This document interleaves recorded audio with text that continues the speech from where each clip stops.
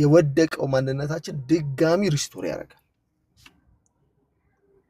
ስለዚህ ድነት ማለት መዳን ማለት አንደኛ ከእግዚአብሔር ጋር መስማማት። ይሄንን ነው የማይፈልጉት ባይዘው። ይሄንን ፓርቲ ይጠሉታል ብዙዎች። እግዚአብሔር ይላሉ አልተጣላንም ወይንም እንደዚህ ያላደረገንም ተበላሽቶበት ነው ብሎ ነው የሚያምኑት ባይዘው። ተበላሽቶበት እየሞከረ በቃ እንትን እያደረገ ሁሉንም ሰው ተበላሸበትና ኃጢአት ድንገት አዳም በሰራው ምክንያት ነገር ሁሉ ተበላሸ። ይሄ እኮ ከሆነ ሰው ከእግዚአብሔር በመለየቱ ምክንያት ካልሆነ የወደቀውና የተበላሸበት ካልሆነ ራሱ እግዚአብሔር የሚበላሽ ነገር ነው የሰራው ብለን እንላለን ማለት ነው። እንደዛ ግን አይደለም። እግዚአብሔር አምላካችን የሰራው የሚበላሽ ነገር አይደለም። የተበላሸው ባለመታዘዝ በኃጢአት ምክንያት የተበላሸ ነው። ኮራፕሽን፣ ብልሽት፣ ዲፌክት የገባው በኃጢአት ምክንያት። ስለዚህ የኃጢአት ዴፊኒሽን ነው። አንደኛው የኃጢአት ትርጉም ምንድነው? ኮራፕሽን ነው። አንደኛው የኃጢአት ትርጉም ኮንደምኔሽን ያመጣብን አለመታዘዝ ነው። ሌላኛው ደግሞ ምንድነው? ኮራፕሽን። አዲስ ኪዳን ሁለቱንም ይፈታል። ሁለቱንም ሶሉሽን ይሰጠናል ጳውሎስ። ለሁለቱም ችግር መልስ ይሰጣል። አንደኛው ወደ መልሱ ባጭሩ ልምጣ እንድንግባባ ማለት ነው። አንደኛው ከእግዚአብሔር ጋር የተለያየንበት ፍርድ የሚያመጣው ኃጢአት የተባለው እሱ የለብንም። በክርስቶስ ስንኖር ታርቀናል። ኮንደምኔሽኑ ተነስቷል። በክርስቶስ ሆነን ይላል ሮሜ 8:1 ላይ አሁን በክርስቶስ ያሉ ኩነኔ የለባቸውም፣ ፍርድ ማለት ነው። ምክንያቱም በክርስቶስ ኢየሱስ ያለው የሕይወት መንፈስ ሕግ ከኃጢአትና ከሞት ሕግ አርነት ምን ብሎናል ይላል? አውጥቶናል ይላል። ስለዚህ የመጀመሪያው ከእግዚአብሔር ጋር ምን ብለናል? ተስማምተናል፣ ታርቀናል። አሁን ታርቀናል፣ ድነናል ስንል እሱን ነው እኛ የምንለው። ጸድቀናል ማለት ይሄ ነው። ባይዘው ከፍርድ አምልጠናል ማለት ነው። ሁለተኛው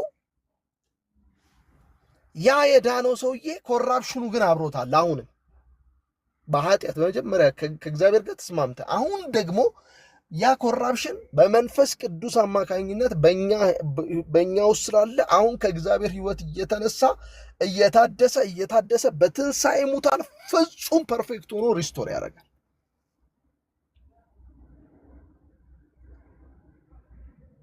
መጀመሪያ ግን ምናችን መታደስ አለበት? ግንኙነታችን መታደስ አለበት። ስለዚህ እቺን ፓርት አይወዷትም አንዳንድ ሰዎች። እቺን ፓርት ድነናል ስንል እኛ ይሄንን ነው የምንለው። አሁን ወደ ቶታል ዲፕራይቪቲ ልምጣላችሁ። ቶታል ዲፕራይቪቲ ምን ማለት ነው? ቶታል ዲፕራይቪቲ ማለት እነዚህ የኃጢአትን ኮንሰፕት ይዛችሁልኛል። ኃጢአት ምን እንደሆነ በመጀመሪያ በአዳም ኃጢአት ምክንያት ኃጢአቷ ራሱ አይደለችም። ስሙኝ፣ የመጀመሪያው ኃጢአትማ የአዳም የራሱ ኃጢአት ነች፣ የኛ አይደለችም። በእሷ የመጀመሪያ ኃጢአት ምክንያት አንድ ከእግዚአብሔር የተለየንበት ሁኔታ በሰው ሁሉ ላይ መምጣቱ፣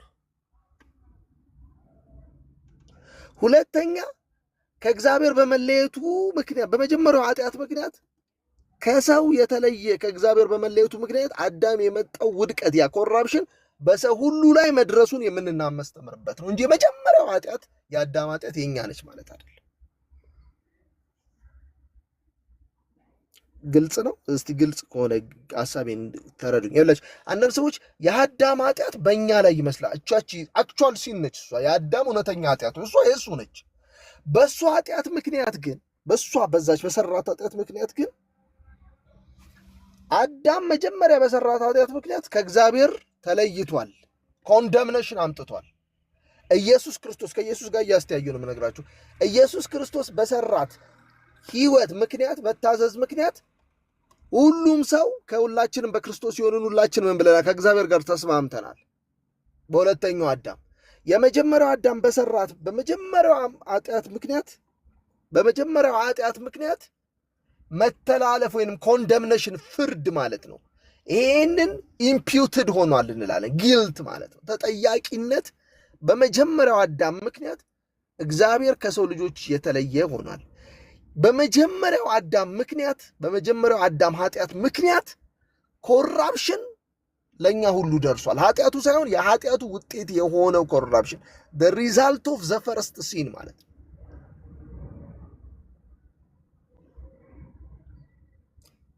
የመጀመሪያው ኃጢአት መዘዝ ማለት ነው። የመጀመሪያው ኃጢአት ሪዛልት ውጤት ማለት ነው። ያ ውድቀት፣ አካላዊ ውድቀት፣ ኮራፕሽኑ ደርሶናል እያለ ስለዚህ አንዲት ቃል አለች፣ እንግሊዝኛ ቃል፣ ቆንጆ ቃል። ከአዳም ጊልቱ ኢምፒውትድ ሆኖብናል፣ ተቆጥሮብናል። የአዳም ልክ የኢየሱስ ጽድቅ ለኛ እንደተቆጠረ የአዳም የመጀመሪያ መተላለፍ ያመጣችው የኃጢአት አመፀኛነት፣ ሰው አመፀኛ ነው የሚያስብላት የመጀመሪያዋ መተላለፍ ኢምፒውትድ ሆኖብናል። ኮራፕሽን የሚባለው ይሄ መበስበስ ግን ኢምፒውትድ አይደለም የሆነብን። መበስበስ ከአዳም ኢምፒውትድ ሳይሆን የሆነብን በመዋለድ ፕሮፓጌት ነው የሆነብን፣ ተላልፎብናል። ከዘርዘር ከሰው ውድቀት፣ የወደቀ ማንነት፣ የወደቀ ባህሪ እንካፈላለን። እኔ ስወለድ ፎልን ኔቸር ወይንም ይሄ ኮራፕትን ሟች የሆነ ስጋ ሟች በሆነ ደካማ በሆነ ማንነት ውስጥ ወለደ። ከዛ የተነሳ አክቹዋል ሲን አደርጋለሁ። የመጀመሪያዋ አክቹዋል ሲን ግን የኔ አይደለች። እሷ የማን ሲን ነች? የአዳም የራሱ ሲን። በዛች ኃጢአት ምክንያት ግን የገባንበት ሁኔታ ኦሪጂናል ሲን ማለት ትርጉሙ ይሄ ነው። ኦሪጂናል ሲን ትርጉሙ በመጀመሪያው አዳም ኃጢአት ምክንያት የገባንበት የፍርድ ሁኔታና የመበስበስ ወይንም የሞት የኃጢአትን ሁሉ ሁኔታ የኃጢአት ውጤት የያዘ ትምህርት ማለት ነው። ይሄ የለብኝም የሚል ሰው አለ በነገራችን በጣም የሚገርመኝ ማለት ነው። ኦሪጂናል ሲን የለብኝም ስትሉ ይሄ የለብኝ እያላችሁ ነው። የመጀመሪያው ሁሌ አዳም ነኝ እያላችሁ ነው። አንደኛው ሌላው ሊሆን የሚችለው ሁሌ እንደ አዳም ሰው ኦሪጂናል ሲን እኔ አላምንም ይላል። አፉን በጮሞ ኦሪጂናል ሲን አላምንም ማለት ራሱ ለኔ ማለት ነው ስሰማ የኦሪጂናል ሲን ውጤት ነው። የወደቀው ሰው ማንነት ውጤት ነው።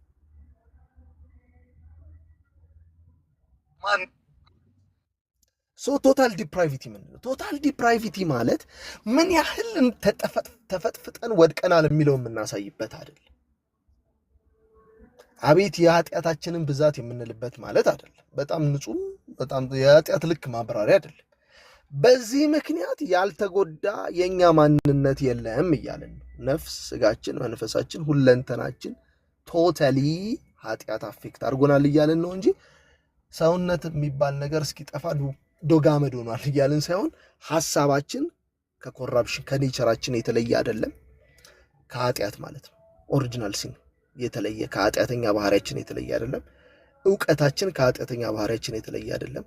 ዕውቀታችን ከውድቀታችን የተለየ ከአስተሳሰባችን ምናችን የዚህ የሚገዛን የዚህ የባህሪያችን የናቹራል ኮንዲሽናችን በተፈጥሯችን ካለው ኮንዲሽን የተለየ አይደለንም እያለ ለዛ ነው ፍሪ ምናምን ሲባል በኋላ እንመጣለን ስለ ፍሪደም። ፍሪ አይደለንም የምንለው ከዚህ የተነሳ ፋካሊቲው የለንም የምንመርጠው ነገር የለንም እያለን አይደለም። ፍሪ አይደለንም ስንል ከምንፈልገው ውጭ አንመርጥም እያለ ሰው ከሚፈልገው ውጭ ይመርጣል እንዴ? የሚፈልገው ግን ምንድነው ይላል? አንድስ እንኳን እግዚአብሔርን የሚፈልግ የለም ይላል መጽሐፍ ቅዱስ። ኃጢአተኛው ሰው ናቹራሊ እግዚአብሔርን አይፈልግም። ስለዚህ በናቹራል ኮንዲሽን ውስጥ እግዚአብሔርን አይመርጠው። ምን ያስፈልጋል? ጸጋ መጥቶ እግዚአብሔርን እንዲመርጠው ጸጋው ናቹራል ኮንዲሽኑን መቀየር አለበት። የሰውየውን የኃጢአተኛ ማንነት መንካት አለበት። ጸጋ መቅደም አለበት። ፕሪቬኒየንት ግሬስ ያስፈልጋል። ጸጋ ካልቀደመ ናቹራል ኮንዲሽን ውስጥ ሰው ከእግዚአብሔር ጋር ጸበኛና አመፀኛ ነው እንላለን። ስለዚህ የመጀመሪያው የዛሬዋ ርዕስ ሆና ማለቅ ያለባት ቶታል ዲፕራይቪቲ ዋት ኢዝ ሲን፣ ኦሪጂናል ሲን። እነዚህ ራሳቸው ሰፋፊ ናቸው። እኔ እንግዲህ በጣም አውርቼዋለሁ። ምን ያህል እንደያዛችሁት አላቅም። መድገሚያ አይቀርም፣ ደጋግሜ መናገሪያ አይቀርም። በቶታል ዲፕራይቪቲ ጉዳይ ላይ እንደ መግቢያ እንዲሆን ነው ይህንን ሀሳብ ያቀረብኩት ማለት ነው። ስለዚህ ኃጢአት ስንል ተመልከቱ፣ ሁለት ትርጉም ያዙ። አንደኛ ማን ነው? ከእግዚአብሔር መለየት ነው። ሁለተኛ ከእግዚአብሔር ከመለየቱ የተነሳ የገባንበት ውድቀት፣ መዘዝ፣ ፎልነስ፣ ኮራፕሽን ማለት ነው። ከአዳም ወረስን የውርስ ኃጢአት ተብሎ ሲነገር የሚነገረው የመጀመሪያ በአዳም የመጀመሪያው ኃጢአት ምክንያት አዳም ከእግዚአብሔር ይዞት የመጣው መለየት የሰው ልጆችን ሁሉ ከእግዚአብሔር የለየበትን መዘዝ ተጠያቂነቱን እያለ ለምንድን ነው ካላችሁኝ፣ እሱን በኢየሱስ ክርስቶስ ስራ ምክንያት እኛ ሳንኖር ከእግዚአብሔር ጋር ደግሞ ክርስቶስ ምን ብሎናል? አስታርቆናል፣ ጸድቀናል የምንለው እሱ ነው። አሁን በክርስቶስ ኢየሱስ ያሉ ምን የለባቸውም ይላል? ኩነኔ የለባቸው። በእምነት ብቻ ምን እንላለን? እንጸድቃለን። በክርስቶስ ስራ ብቻ እንጸድቃለን ማለት እግዚአብሔር ከኛ ጋር ሲታረቅ አፓርት ፍሮም አስ ልክ ከኛ ውጪ በአዳም የኛ ጉዳይ ኃጢአተኛ ተብሎ እንደተፈረጀብን ከኛ ውጪ በክርስቶስ ኢየሱስ ጻድቅ ብሎ ወስኗል። ያንን ጽድቅ በእምነት እንቀበላለን።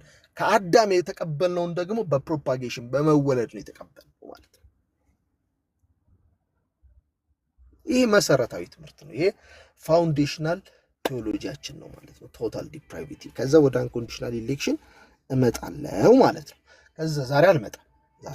ዛሬ ከመጣው መመለሻም አይኖረኝም። ስለዚህ ቶታል ዲፕራይቪቲ ላይ የምትሉት ሐሳብ ያልገብች ትደገም መጀመሪያ የኮምፕሬንሽን ሐሳብ እናንሳ። የመረዳት ጥያቄ ያለባችሁ ሰዎች ከታችም ከላይም ከተናገርከው ውስጥ ይሄ ፓርት አልገባኝም የምትሉ ይሄ ደግሞ መጽሐፍ ቅዱሳዊን መስሎ አይታየኝም ወደሚለው ቀጥሎ ደግሞ እንመጣለን። ትምህርታዊ እንዲሆን ስለፈለኩ ውይይታዊ እንዲሆን በዚህ መልኩ ደግሞ እኔ ልጨምርበት ሲጋ እኔ ብጨምርባት የበለጠ ደግሞ ግልጽ ይሆናል ለሰዎች የምትሉ ሰዎች ሐሳብ እየሰጠን እንወያያለን ማለት ነው።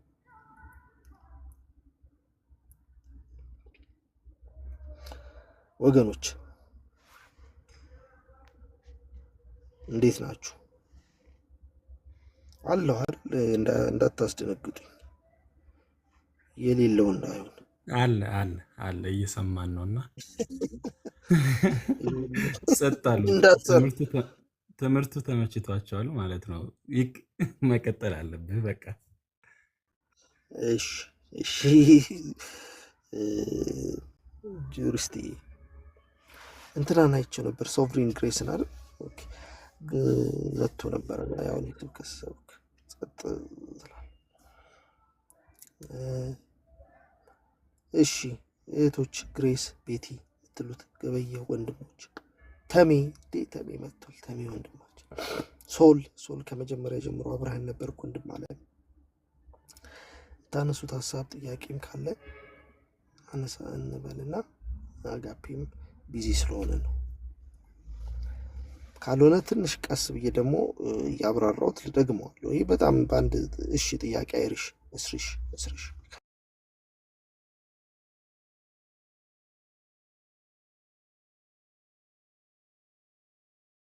የእስርሽን ጥያቄ በፊት ከታች ኃጢአት እግዚአብሔር እንዲሰራ ለምን ፍጥረት እንዲገኝስ ለምን አደረገ? ኃጢአት የጠላ ሁሉ ኃጢአትን መፍጠር ለምን አስፈለገ? እሺ ዳንኤል ታዲዮስ መጀመሪያ አልነበርክም ማለት ነው። የምረዳው እንደዛ ነው። ጥያቄ ዳኒ ሐሳብ ምንድነው? ዳኒን እንትን አድርጌያለሁ። አይ ቲንክ እሱ ዩኒቨርሳሊስት ነው። እግዚአብሔር ሰውን ጥሎ አንስቷል ብሎ ስለሚያስብ መጀመሪያ እግዚአብሔር አዳምና ሔዋን እንዲወድቁ ያደረገው እሱ ነው የጣላቸው። ከዛ ራሱ ተመልሶ አንስቷል።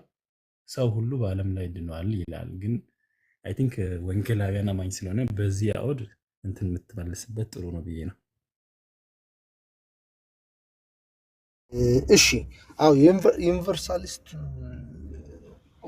ነኝ ካለን አሁን በሱ አቅጣጫ መልስልሃለሁ ሐሳቡን። ግን በሱ አቅጣጫ የኛን ትምህርት የሚማሩት ሰዎች እንትን እንዳይሉ ከሐሳቡ ዘለን እንዳንወጣ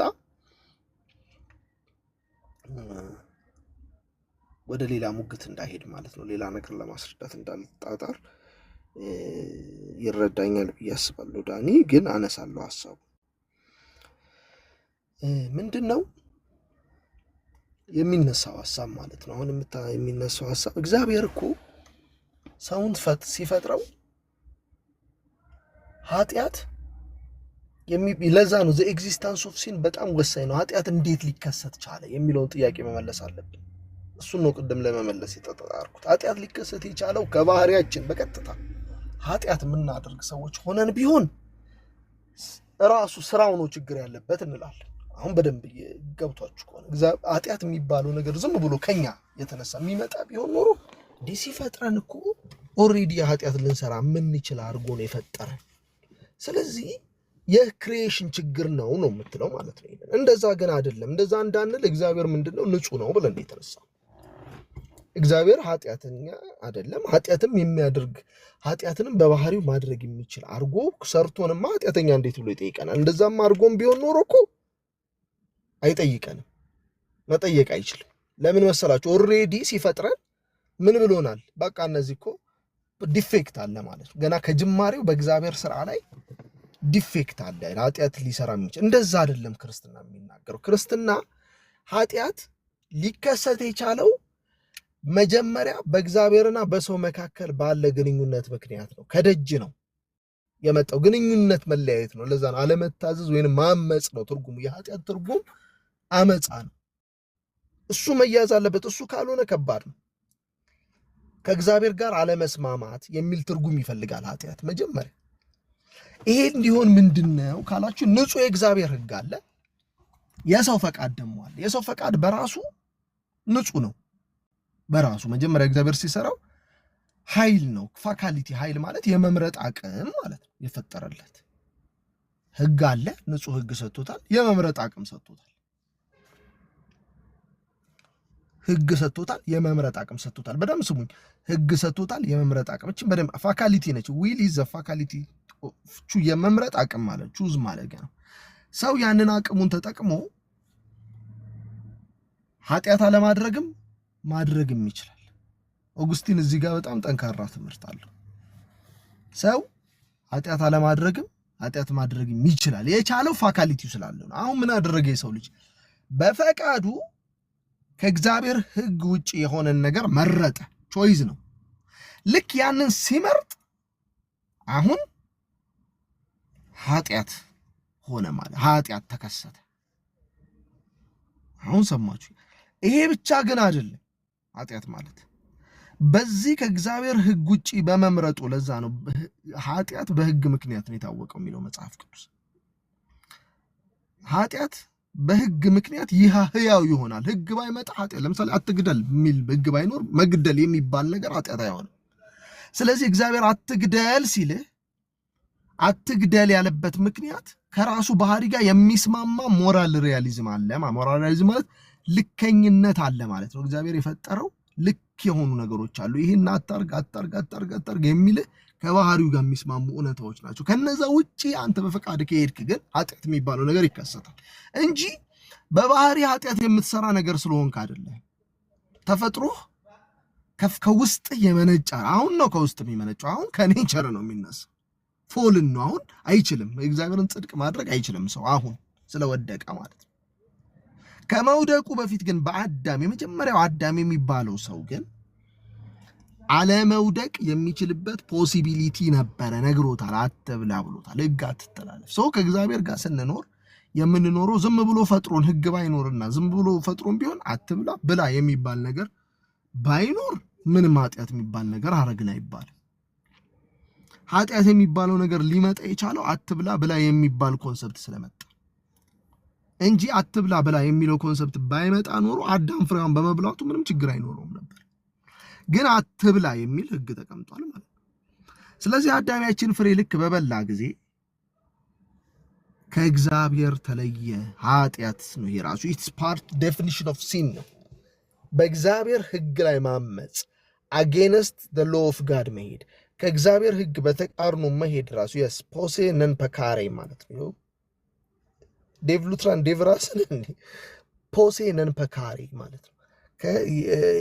ፐካሬ ማለት ሲ ነው የኃጢአትን ይሄ የኦግስቲን ቋንቋ ነው።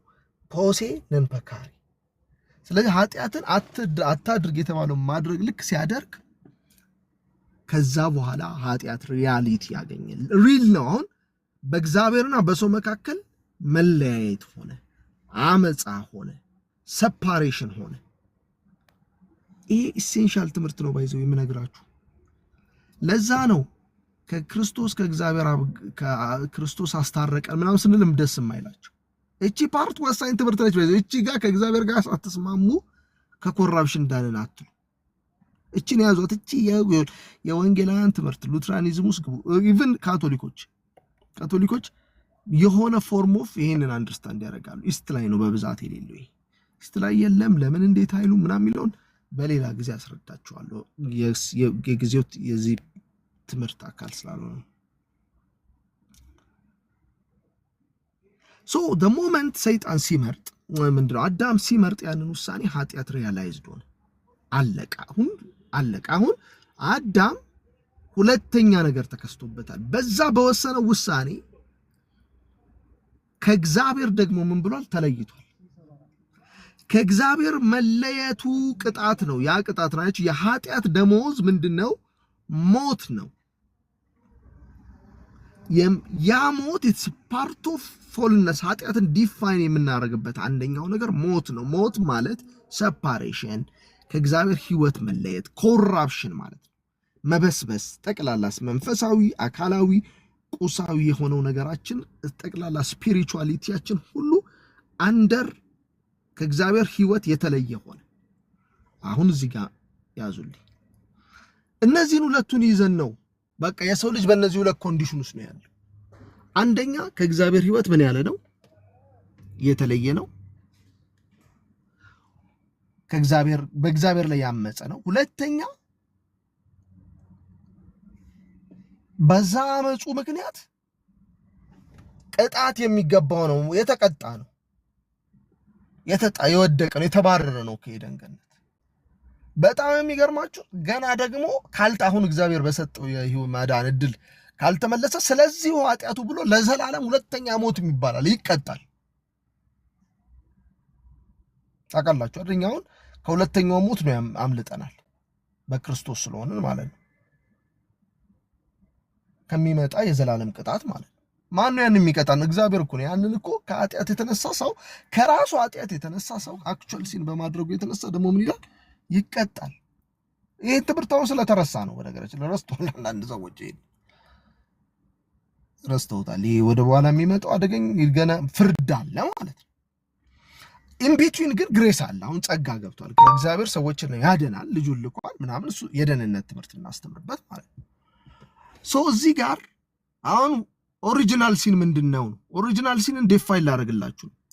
ኦሪጂናል ሲን ሲባል ሁለት ነገር ይይዛል በመሰረታዊነት። አንደኛ ከእግዚአብሔር የተለየንበት ያቺን መለያየቷን ይይዛል። ሁለት እቺ አመፃዋን ይጨምራል። ሰው ከእግዚአብሔር የተለየ አመፀኛ ነው የሚለው ተጠያቂነት ጊልት አለ። አመፃኛው ላይ ጥያቄ አለ። ምክንያቱም አመፀኛነት በሌለበት ፍርደኝነት የለም። አሁን አንዳንድ ሰዎች ምን ይላሉ? አመፀኛ አይደል የኛ የወሰድነው የወደቀውን አካል ብቻ እንዴት ትቀበላለህ? ምን ማለት መሰላችሁ? ኃጢአት በሌለበት የኃጢአት ቅጣት ነው የተቀበልኩት እያላችሁ ነው አይደል? የኃጢአት ቅጣት የሚያሳየው ከእግዚአብሔር የመለየታችን ምክንያት ስለሆነ ሞቱ ኮራፕሽኑ የሚያሳየው ከእግዚአብሔር ከኛ የተለየ እየቀጣ መሆኑን የሚያሳይ።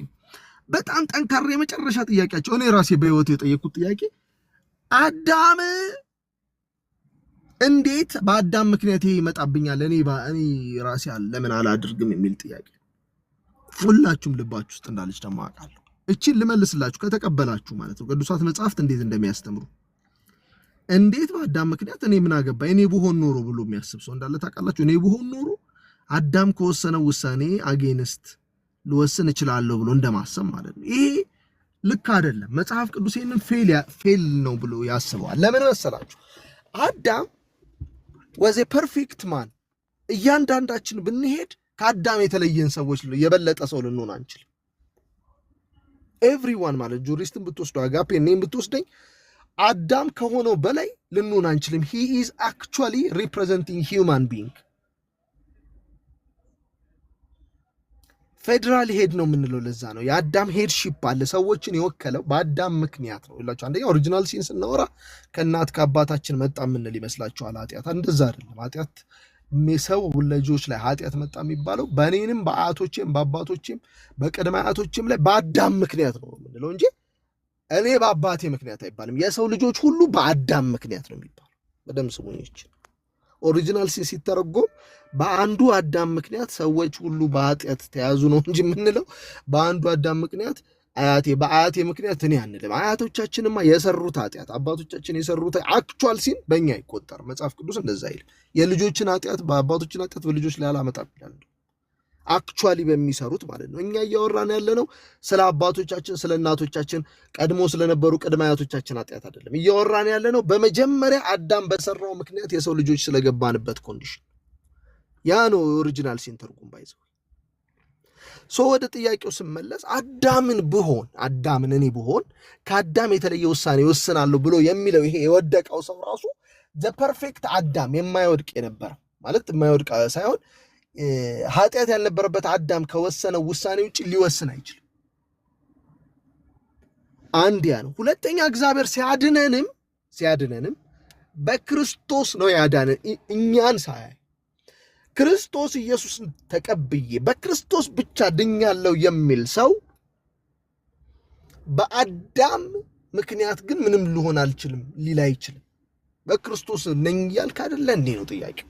መጽሐፍ ቅዱስ ያፈርስባል። if you do not accept imputation by Adam በአዳም የተደረገውን ነገር የማትቀበል ከሆነ በክርስቶስ በሁለተኛ አዳም እየተሰራ ያለውን ነገር መቀበል አትችልም። ፌክ ነው አይምሮህ ማለት ነው። አሪፍ ክርስቶስ ስለሆነ ተቀብለሃል። ለዛ ነው አንዳንድ ሰዎች ያስቁኛል። ጌታ ኢየሱስን ብቻ ተቀብዬ እሱ በሰራው ስራ ድኛለሁ ይላሉ። ኦሪጂናል ሲላላ ምንም ይለዋል። ምን ማለት ነው? የማይሄድ ነገር አይሄድም። ኢምፒዩቴሽን በክራይስት የምታምን ከሆነ በክርስቶስ ስራ ብቻ እኔ ምንም ሳልሰራ ድናለሁ ብለህ የምታምን ከሆነ መጀመሪያም ጠፋው ብለህ በአዳም ጠፍተሃል ብትባል አያስጨንቅህም ማለት ነው። በመጥፋት ጊዜ በአዳም አይደለሁም ይላሉ። በመዳን ጊዜ እንዴት ይቆጠርልሃል? በክርስቶስ በአዳም ያልተቆጠረ ነገር በክርስቶስ እንዴት ይቆጠርልሃል? ለዛ ነው መጽሐፍ ቅዱስ የመጀመሪያው አዳምና ሁለተኛው አዳም ብሎ ይከፍላቸዋል። አዳምነትን ግን በተመለከተ ባጭሩ ሊገባን የሚገባው ነገር የመጀመሪያው አዳም he was a perfect man possibly እኔ ብሆን እዛ ቦታ ላይ ብደረግ እኔን የወከለኝን አዳምን ሆኜ ብሆን ከአዳም የተለየ ውሳኔ መወሰን አልችልም። possibly the perfect man ከወሰነ ውሳኔ የተለየ ውሳኔ ወስናለሁ ብለን እግዚአብሔርን ነው ኤክስኪውዝ እየሰጠ ነው ያለ ነው እንጂ in reality the perfect man አዳም ነው። ሁለተኛ አዳም ልጆቹ ነን። እንደ መላእክት አይደለም። መላእክት ካምፓኒ ነው የሚባሉት፣ ሬስ አይደሉም። መላእክት አይዋለዱም፣ ሬስ አይደሉም፣ ዘር የለም። በአንዴ ሁሉም አንዴ ነው የመጡት ብላችሁ አስቡ። ሰይጣንም ሁሉም መላእክቶች አንድ ጊዜ ፈጠራቸው። ከዛ በኋላ ምንድን ነው የሆኑት? ሰይጣንና መላእክቱ ሲሶ የሚሆኑት አንድ ላይ ወደቁ። የቀሩት የዳኑ ቅዱሳን መላእክት አሉ። እነዛ ቅዱሳን መላእክት ፌታቸው ይታወቃል። አንዱ በአንዱ አይወሰንም። ኢንዲቪጁዋል ናቸው፣ ሬስን አይደሉም። አንዱ አንዱን አልወለደው። የሰው ልጅ ግን ባህሪያችን አንደኛ አካላዊ ባህሪያችን የወደቀውን ባህሪያችን ፕሮፓጌት ያደርጋል፣ እንዋለዳለን። ሁለተኛ ፌዴራል ሄዳለን። የመጀመሪያ የሰው ልጆችን ሁሉ ወክሎ በገነት የነበረ አዳም የሚባል አለ። በመጀመሪያው አዳም ምክንያት የሆነ መዘዝ ገብቶብናል የሚል ትምህርት የክርስቲያን ትምህርት። ከመጀመሪያው አዳም ተነጥዬ ነው ያለሁት ብሎ የሚያስብ ክርስቲያን ከመጀመሪያው አዳም ተነጥዬ ነው ያለሁት ብላችሁ የምታስቡ ከሆነ ከሁለተኛው አዳም ጋር አንድ ልትሆኑ አትችሉ። ሌላው ዩኒቨርሳሊስት ላልከኝ ነው ቅድም የሚነሳው ሐሳብ። ሌላው የሚነሳው ሐሳብ ታዲያ የመጀመሪያው አዳምን ከተቀበልን ሁሉም ላይ ሰው ላይ ከመጣ ሁለተኛው አዳም የሆነው ኢየሱስ ክርስቶስ ለምን ሁሉም ላይ አይሆንም? ያው ዞሮ የምትጠየቁትን ጥያቄዎች ነው እየነካካውላችሁ ያለሁት፣ አይቀር የሚሆኑትን ጥያቄዎች ማለት ነው። በእነዚህ ጥያቄዎች መሰረት ስትሄዱ ሪሌሽንሺፑ ነው የሚለየው። የመጀመሪያውን አዳም ጋር የነበረን ሪሌሽንሺፕ ፕሮፓጌሽን ነው፣ ኔቸር ነው፣ በናቹራል ሪሌሽንሺፕ ነው ያለን። ከሁለተኛው አዳም ጋር ግን ያለን ሪሌሽንሺፕ በፕሮፓጌሽን አይደለም፣ በመዋለድ አይደለም፣ በፌዝ ነው የተገናኘነው። በቤተ ክርስቲያን ነው የተገናኘነው፣ በአካሉ ነው የተገናኘነው እንጂ we have to be part of that body ማለት ነው። የእሱ አካል ፓርት መሆን አለብን። የክርስቶስን ምን ለማግኘት? የክርስቶስን ጥቅም ለማግኘት። የመጀመሪያውን አዳም ግን የተካፈልነው በፕሮፓጌሽን ነው፣ በመዋለድ ነው። ስለዚህ ምንድነው የውርስ ኃጢአት ብለን ስናወራ የምናወራው ካላችሁ የመጀመሪያው አዳም የሰራት ኃጢአት ማለት አይደለች። እሷ የራሱ ኃጢአት ነች፣ የአዳም ኃጢአት ነች። በመጀመሪያው በአዳም ኃጢአት ምክንያት የሰው ልጅ ውስጥ የሰው ልጆች ሁሉ የገባንበት ኮራፕሽን እና የሰው ልጆች ሁሉ የገባንበት ጊልት ማለት ነው። ጊልቱ ቢጠፋ አንዳንድ ሰዎች ጊልቱ አይኖርልን ይላሉ። እዚህ ጋር ያለውን ስህተት ልንገራችሁ። በጣም ኦግስቲን ሶ አሜዚንግ ባይዘው እኔ የኦግስቲን አእምሮ አንዳንድ ጊዜ ስታስቡ ይገርማችኋል። ምን ማለት እንደሆነ ታውቃላችሁ? ኮራፕሽኑ ቅጣት ነው፣ ውድቀት ነው ብለን እናስባለን። ምን ማለት ነው? አንድ ሰው እስር ቤት ውስጥ ፍርደኛ ሆኖ ጥፋት የለበትም እንደማለት ነው። ጊልት የለበትም ካላችሁ ገብታችኋል። ለምሳሌ ኃጢአት በሌለበት የኃጢአትን ዋጋ እየተቀበልን ነው እያላችሁ ኃጢአቱ ሳይቆጠርብኝ ማለት ያ በደሉ መተላለፉ ኮንደምን ሳይሆንብኝ አመፃው ሳይቆጠርብኝ በአመፃው ምክንያት የመጣ ቅጣት ግን እየተቀበልኩ ነው እየተባለ አይሆንም። ይሄ ደግሞ ሪያሊቲ አይደለም። if there is sin, if there is guilt, condemnation ካለ ኃጢአት ካለ ሞት አለ። ልትነጣጥሏችሁ አትችሉም። እሞታለሁ ግን ኃጢአት የለብኝም። ሟች ነኝ። የሰው ልጅ ሲወለድ ከእናቱ ማህፀን ሲጀመር አንዳንዱ ሳይወለድ ገና በእናቱ ማህፀን ሳለ የሚሞታል። ሞት አለ፣ ግን ከአዳም የመጣብን ምንም ነገር የለም፣ የምንጠየቅ ነገር የለም አንልም። ለዛ ነው የኃጢአት ዴፊኒሽናችን ሲምፕሊ ምንድን ነው ብለን መነሳት ያለ። በኃጢአት መተላለፍ ምንድን ነው? መተላለፍ በመጀመሪያዋ በአዳም ምክንያት ሰዎች ሁሉ የገባንበት ኮንዲሽን ነው ማለት ነው። ሶ ቶታል ዲፕራይቪቲ ስንል ምን እያወራን ነው? ነፍስህም፣ አካልህም፣ ስጋህም መንፈስህም ከዚህ ከወደቀ ማንነት የተነጠሉ አይደሉም ነው። ኔቸርህ አኮርዲንግሊ ማለት ነው እንጂ ምን ያህል ጨልመሃል የሚለውብን ኤክስቴንት የምናወራበት እንጂ ኢንቴንሲቲ የምናወራበት አይደለም ይላሉ የስነ መለኮት ቋንቋ ተናጋሪዎች። ኢንቴንሲቲ ማለት ምን ያህል ጭልምልምልም ብሏል የሰው ልጅ ምን ያህል ድፍንፍን ብሏል ማለት ሳይሆን፣ ማለት ምን ያህል ኃጢአተኛ ነው የሚል የምናይበት ሳይሆን፣ ኃጢአት ያልነካው ምንም ነገር የለም ለማለት ነው። ቶታል የምትለው ቃል የምትከፋው ቶታል ሲባል ነፍስንም ስጋንም መንፈስንም ሁለንተናንም በሚያጎድፍ ሁኔታ ነው ከእግዚአብሔር የተለየ ነው። የነፍስ መዳን፣ የስጋ መዳን፣ የመንፈስ መለወጥ ሁለንተናዊ መዳን የሚያስፈልገንን ለማለት ነው እንጂ ቶታል የምንለው ነፍስም ስጋ መንፈስም ቀጥሎ ፋካሊቲያቸውን እስኪያጡ ድረስ ማንነት ሰውነቱ እስኪጠፋ ድረስ ዶጋ መዱናል ማለት አይደለም። ይህንን ሁሉ አብራርተን ነው የማይገባቸው አንዳንድ ሰዎች ባይዘው ማለት በእኛ ሳይድ ያሉ ሲሆኑ የሚቃወሙ ብዙ ሰዎች እንዲህ ነገር አያችሁትም። ቶታል ዲፕራይቪቲ ማለት እኮ ይልና ሂትለርን እንደምሳሌ ሂትለር የሰራው የኃጢአት ደረጃ ልክ የሰራ ሰው ሂትለር እንግዲህ 6 ሚሊዮን ሰው ይላሉ በጣም የሚባለው 6 ሚሊዮን አይሁዳውያን በእሳት አቃጥሏል ይባላል። 6 ሚሊዮን አይሁዳውያን በሳምና ሰርቶባቸዋል። 6 ሚሊዮን አይሁዳውያን ገሏል ተብሏል። ምንም ያልገደለ ሰውዬና ሂትለርን የምናስተያይበት አይደለም ቶታል ዲፕራይቪቲ። ሂትለር የሰራው አክቹዋሊ ያንን ኃጢአት የሰራው ነው። እኛ እያወራን ያለ ነው ምንም ያልገደለውም ሰውዬ ሂትለር ያንን የማድረግ ኤክስቴንቱን አሳይቶናል። የኃጢአትን ጥግ ልናይበት እንችላለን። የሰው ልጅ ማድረግ ያንን እንደሚችል አይተናል ሊሆን ይችላል በሂትለር። ያላደረገው ሰውዬ በዛ ደረጃ ጨለማ ባያደርግም ማንነቱ ግን የኃጢአት ባሪያ አይደለም ማለት አይደለም። እንደውም በቀደም አንድ ጽሁፍ እያየው ነበረ። የዓለም የሆነ እዚህ ቲክቶክ ላይ ነው መሰለኝ ያየሁት። የዓለም ታሪኮች የሚቀይሩ ሁኔታዎች ቢከሰቱ ኖሮ የቢሆን ዓለም አይነት ነገር ማለት ብሎ ካስቀመጠው ነገር አንዱ የሂትለር የሆነ ቦታ ስራ አፕላይ አድርጎ የሆነ ብቻ ድራማ ይሁን እንደዚህ በእርግጠኝነት አሁን አላስታውሰውም አፕላይ አድርጎ ከዛ ስለከለከሉት ነው ፖለቲካ ውስጥ የገባው ይላል። ያንን አልፎ ቢሆን ኖሮ የዓለም ታሪክ ይቀየራል እያለ ነው የሚጽፍ የተወሰኑ ታዎችን ታሪክ። አሁን ሂትለር ፖለቲካ ውስጥ በመግባቱ በዛ ኢንቫይሮንመንት ውስጥ በመገኘቱ ምናምን ልንለው እንችላለን። ይህን ሁሉ ያደረገ ያላደረገ በጣም ደግሞ ጸጥ ብሎ አርጅቶ በ85 ዓመቱ ተከብሮ ተፈርቶ የሞተ ሰውዬ ደግሞ ይሄንን ማድረግ አይችልም ነበር ማለት አይደል። የሰው ልጅ ኤክስቴንት የምናወራበት የምን ያህል ጨለማ ነው ብለን ስለዚህ አንዳንድ ሰዎች ስለ ራሳቸው ሲያስቡ ወይ እኔማ ብሆን ይላል። እኔ ብሆን ይሄ ሰውዬ ነው። መጽሐፍ ቅዱስ የሚናገረው መተላለፍ ሁሉ ኃጢአት ስለሆነ ክፉ በጣም የሚያረጉ ሰዎችም ሁሉም የእግዚአብሔር ማዳን ያስፈልገዋል። ለሁሉም ክርስቶስ ያስፈልጋል። አንዳንዶች ያሳዩን የጭካኔ ደረጃ አለ፣ አንዳንዶች ያሳዩን ንጹህ የሚመስል ሰው አለ። ስለዚህ የሰው መልክ በባህሪው በኃጢአት ተጽዕኖ ውስጥ ወድቋል እያለ ቶታል ዲፕራይቪቲ ስንል ሁለንተናዊ ውድቀት እያለ ነው። ራዲካል ኮራፕሽን ማለት ነው። ቃሉ በጣም ቆንጆ ቃል ራዲካል ኮራፕሽን የሚል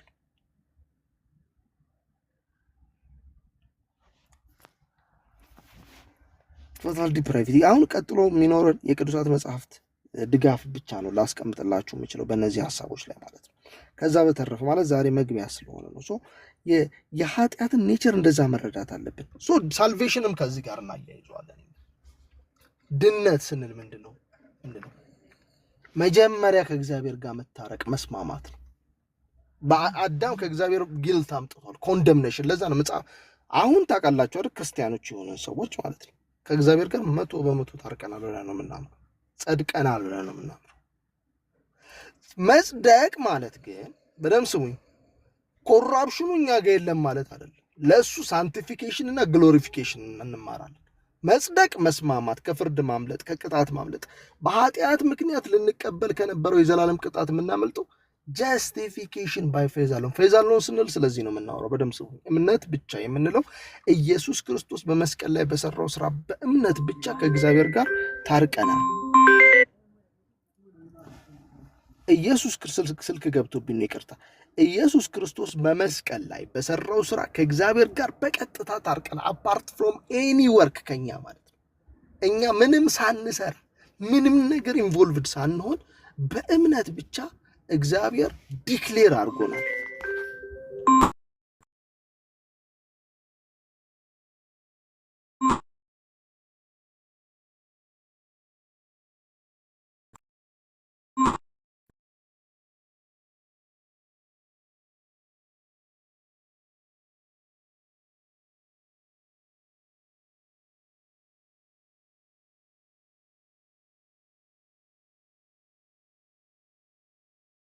ማንነት ማለት ነው። አንደኛ ዩኒቨርሳሊቲውን እናያለን፣ ዓለም አቀፋዊ መሆኑን ኃጢአት መጽሐፍ ቅዱስ እንደዛ ነው። ሁለተኛ ከውስጥ የሚነሳ መሆኑን እናያለን፣ ጌታችን ኢየሱስ ክርስቶስ እንዳለው ማለት ነው። ኦሪጂናል ሲን ስንል ማለት ነው። ወደ ኮንደምኔሽኑ ልምጣላችሁ፣ ወደ ጽድቅ ትምህርትና ወደ ነገረ ድነት። እሱ ጋር ነበር ያቆምኩት። ለዛ ነው ለምሳሌ ጸድቀናል ስንል ወንጌላውያን አማኞች አፓርት ፍሮም ከኛ ስራ ውጪ ልክ አዳም ከእግዚአብሔር ከኛ በሌለንበት ከእግዚአብሔር ኮንደምኔሽን በሰው ልጆች ላይ እንዳመጣ ፍርድ እንዳመጣ በክርስቶስ በመሆናችን ብቻ ከእግዚአብሔር ጋር ታርቀናል። ይሄ ሮሜ 8:1 የሚናገረው ነው በግልጽ።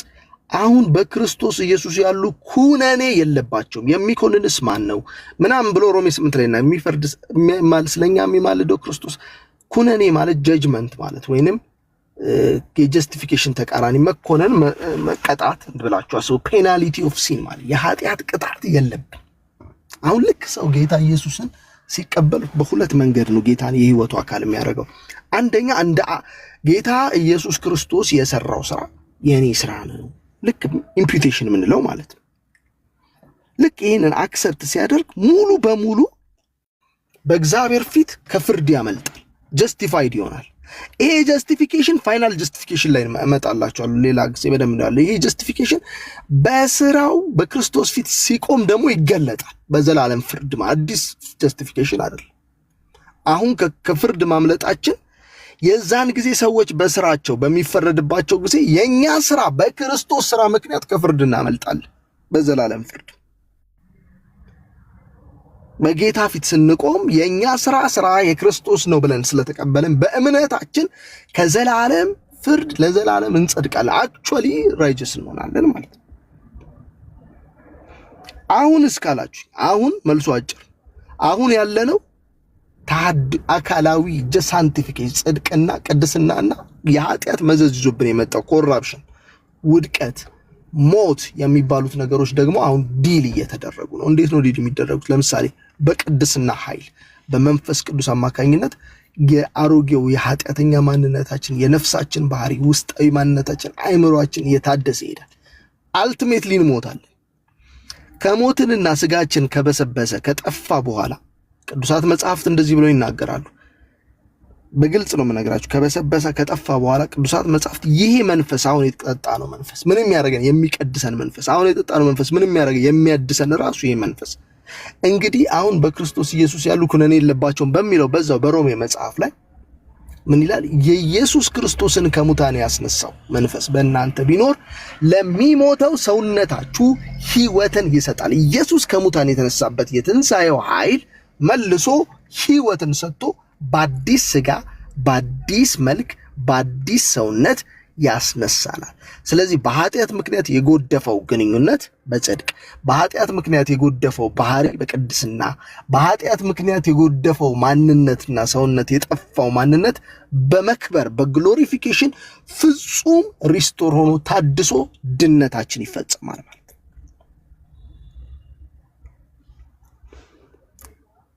ይሄ ነው የነገረ ድነት ትምህርታችን ማለት ነው። ቶታል ዲፕራይቪቲ ስንል ኃጢአት ያልነካው ሰብአዊ የሆነ ማንነት የለንም እያልን ነው።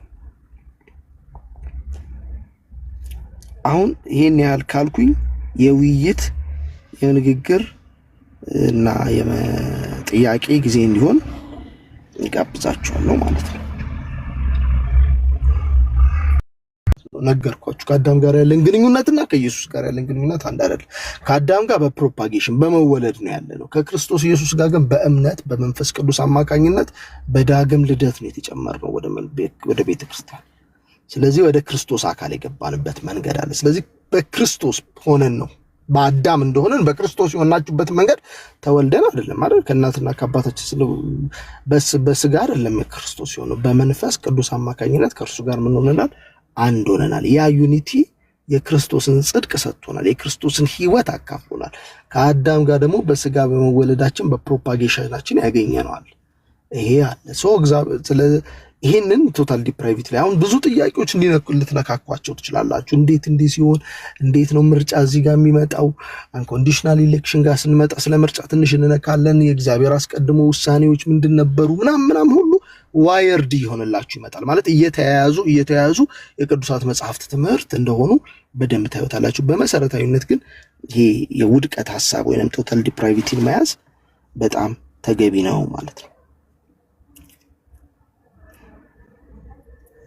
እሺ ወንድሞች ዌልካም ኤቭሪዋን። በድጋሚ ሐሳብና ጥያቄ ወደ እናንተ አስተላልፌያለሁ። አሁን ማይኬን ኦፍ ባረግ ይፈቀድልኛል ብዬ ተስፋ አደርጋለሁ።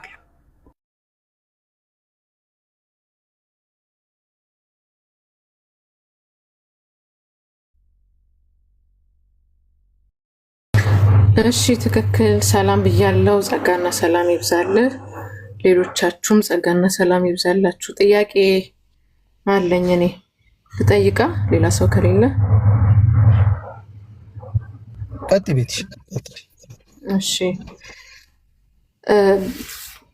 በአዳም ኃጢአት መስራት ውስጥ ወይ መውደቅ ውስጥ እግዚአብሔር ፍቃዱ እንዴት ነው? ፍቃድ አልነበረውም? የእግዚአብሔርስ ፍቃድ ምን ነበር? አሁን ዓለም ሳይፈጠር ስለሚልም ኤፌሶን ላይ ያለው እንዴት ነው? የእግዚአብሔር ፍቃድስ ይሄ አልነበረም? እስቲ እሱ የምትመልስ። ኦኬ ከዚህ ርዕስ ይወጣብናል፣ ግን ልመልስ። ከዚህ ከቶታል ዲፕራይቪቲ ትንሽ ወጣ ያለ ሀሳብ ነው። አዳም ኃጢአት እንደሚሰራ እግዚአብሔር ያውቃል። በማወቅ እውቀት የለውም አንልም፣ አዋቂ። እግዚአብሔር ማወቅ ብቻ አይደለም ደግሞ እንደው ድንገቴ አይደለም። ለእግዚአብሔር እውቀቱ ብቻ ሳይሆን ያወቀው ነገር እንዲሆን ፈቅዷል ወይ ነው ደግሞ ሌላው ከባዱ ጥያቄ። አዎ ፈቅዷል ነው የምንለው። ባይፈቅድ ደግሞ አይሆንም፣ መከልከል ይችላል ማለት ነው። ማለት መከልከል ይችላል፣ እንዳይሆን ማድረግ ይችላል። አዳም የሚባለው ሰውዬ እንዳይወድቅ አርግ ይፈጥረዋል ወይንም እንዳይወድቅ ቢል ኖሮ ማድረግ ይችላል። ግን አዳም ያደረገውን ነገር የሚያደርገው አዳም ራሱ በአዳም ምክንያት ነው የሚያደርገው። አዳም ያንን ነገር እንዲያደርግ እግዚአብሔር እንደሚያደርግ አስቀድሞ ቢያይም አዳም ያደረገውን ነገር ግን እንዳያደርግ ማድረግ አይችልም ነበር አንልም። አምላክ ስለሆነ ይችል ነበር እንዳያደርግ። ለምሳሌ ይሁዳ እንደ ምሳሌ መውሰድ እንችላለን። ይሁዳ ኢየሱስ ክርስቶስን እንደሚያሰቅለው ያውቃል። እንዳያሰቅለው ማድረግ አይችልም ወይ ካለን ይችላል። የዲክሪ ጉዳይ ነው ያነሳሽው። ዲክሪ ማለት ከዓለም ከመፈጠሩ በፊት እግዚአብሔር በሁሉን አዋቂነቱ ምክንያት ቅድመ ውሳኔዎቹ እንዴት ነው መቀመጥ ያለባቸው፣ የወሰናቸውን ነገሮች እንዴት ነው መረዳት ያለብን የሚለውን ጥያቄ ስላነሳሽ ነው። ትንሽ ፈርዘር የሚሄድ ጥያቄ ስለሆነ ማለት ነው። እግዚአብሔር ቅድመ ውሳኔዎቹ ውስጥ በሪፎርምድ ትራዲሽን ያለው ቅድመ ውሳኔዎቹ ድንገት ወደፊት የሚሆኑትን ዝም ብሎ ከሩቅ እያየ አይቀሬ ነገሮች አየያልን አናም። እንደዛ አይነት አምላክ አይደለም። ማለት የማይቀሩ ነገሮች አሉ፣ በቃ ስለሚያያቸው እንደሚያምኑት እኛ አይደለን። እኛ እንደዛ እናም ወደፊት የሚሆኑት ነገሮች እንደሚሆኑ ቢያቀም እንዲሆኑ እሱ ስለፈቀደላቸው ነው የሚሆኑት። አለበለዚያ ዝም ብሎ ማንም ወደፊት መቆጣጠር የማይችለው ነገር ከሆነ ቁጭ ብሎ እያየ ነው ብለን አናም።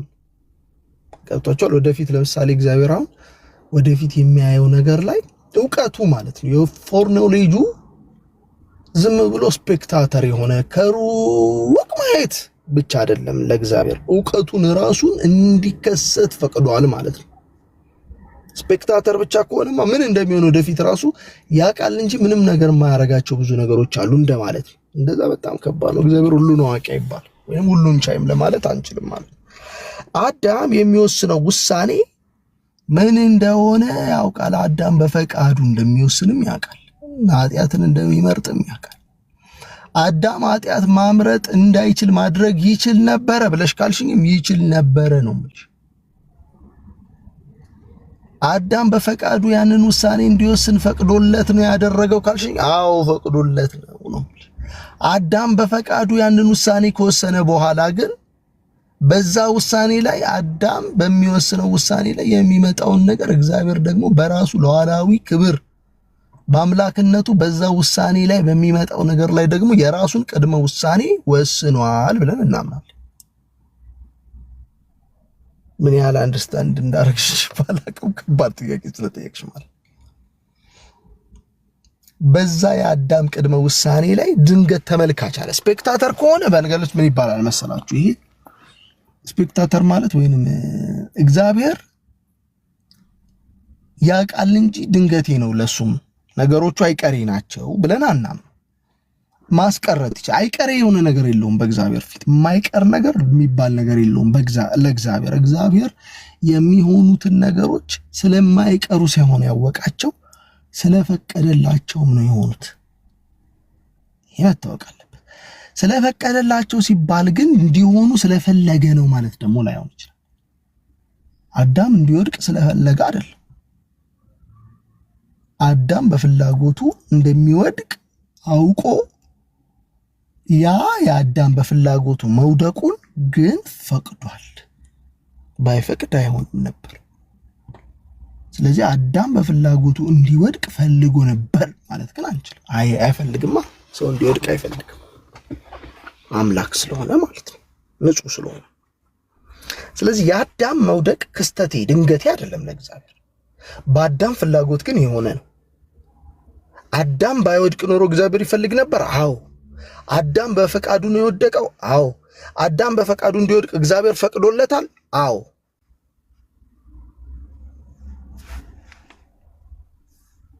አዳም በፈቃዱ ከወደቀ በኋላ በአዳም መውደቅ ላይ እግዚአብሔር የሚሰራውን ዘላለማዊ ምርጫና ውሳኔ ለመወሰን ግን አዳምን አላማከረም። የራሱን ምርጫ አድርጓል። ኢሌክሽን ደግሞ እዚህ ጋር ይመጣል ማለት ነው። ፕሬዴስቲኔሽን እዚህ ጋር ይመጣል። ቅድመ ውሳኔውን ሲወስን በአዳም ላይ ተመርኩዞ አልወሰንም። ቤቲ ነገ ሐሳቡ ነገ ከዚህ በላይ ብዙ ከገፋው መናገር እችላለሁ፣ ግን ፖይንቷ እንድትይዣ ስለፈለኩ ነው። ዝም ብሎ ያቅ ነበር አንል። የሚያቀው ነገር እንዲሆን ፈቅዷል እንላለን። የሚያቀው ነገር ግን እንዲሆን የፈቀደው አዳም በፈቃዱ እንዲያደርግ ስለፈቀደለት ነው። አዳም በፈቃዱ እንዲያደርግ የፈቀደለትን ነገር ግን እንዳያደርግ መከልከል ይችል ነበርም እንላለን ቢፈልግ። አዳም የማይፈልገውን ነገር ነው ያደረገው? አዎ የማይፈልገውን ነገር ነው ያደረገው። እግዚአብሔር ግን አዳም የማይፈልገውን ነገር ቢያደርግ እንኳን አዳም እግዚአብሔር በማይፈልገው ነገር ላይ ባደረገው ነገር ላይ የራሱን ክብር ለመግለጽ ከአዳምን ከመስራቱ በፊት በልጁ በክርስቶስ ኢየሱስ ዓለማትን ለማዳን የመወሰን እቅድ እንደነበረው መጽሐፍ ቅዱስ ደግሞ ይነግረናል። ዓለም ሳይፈጠር በፊት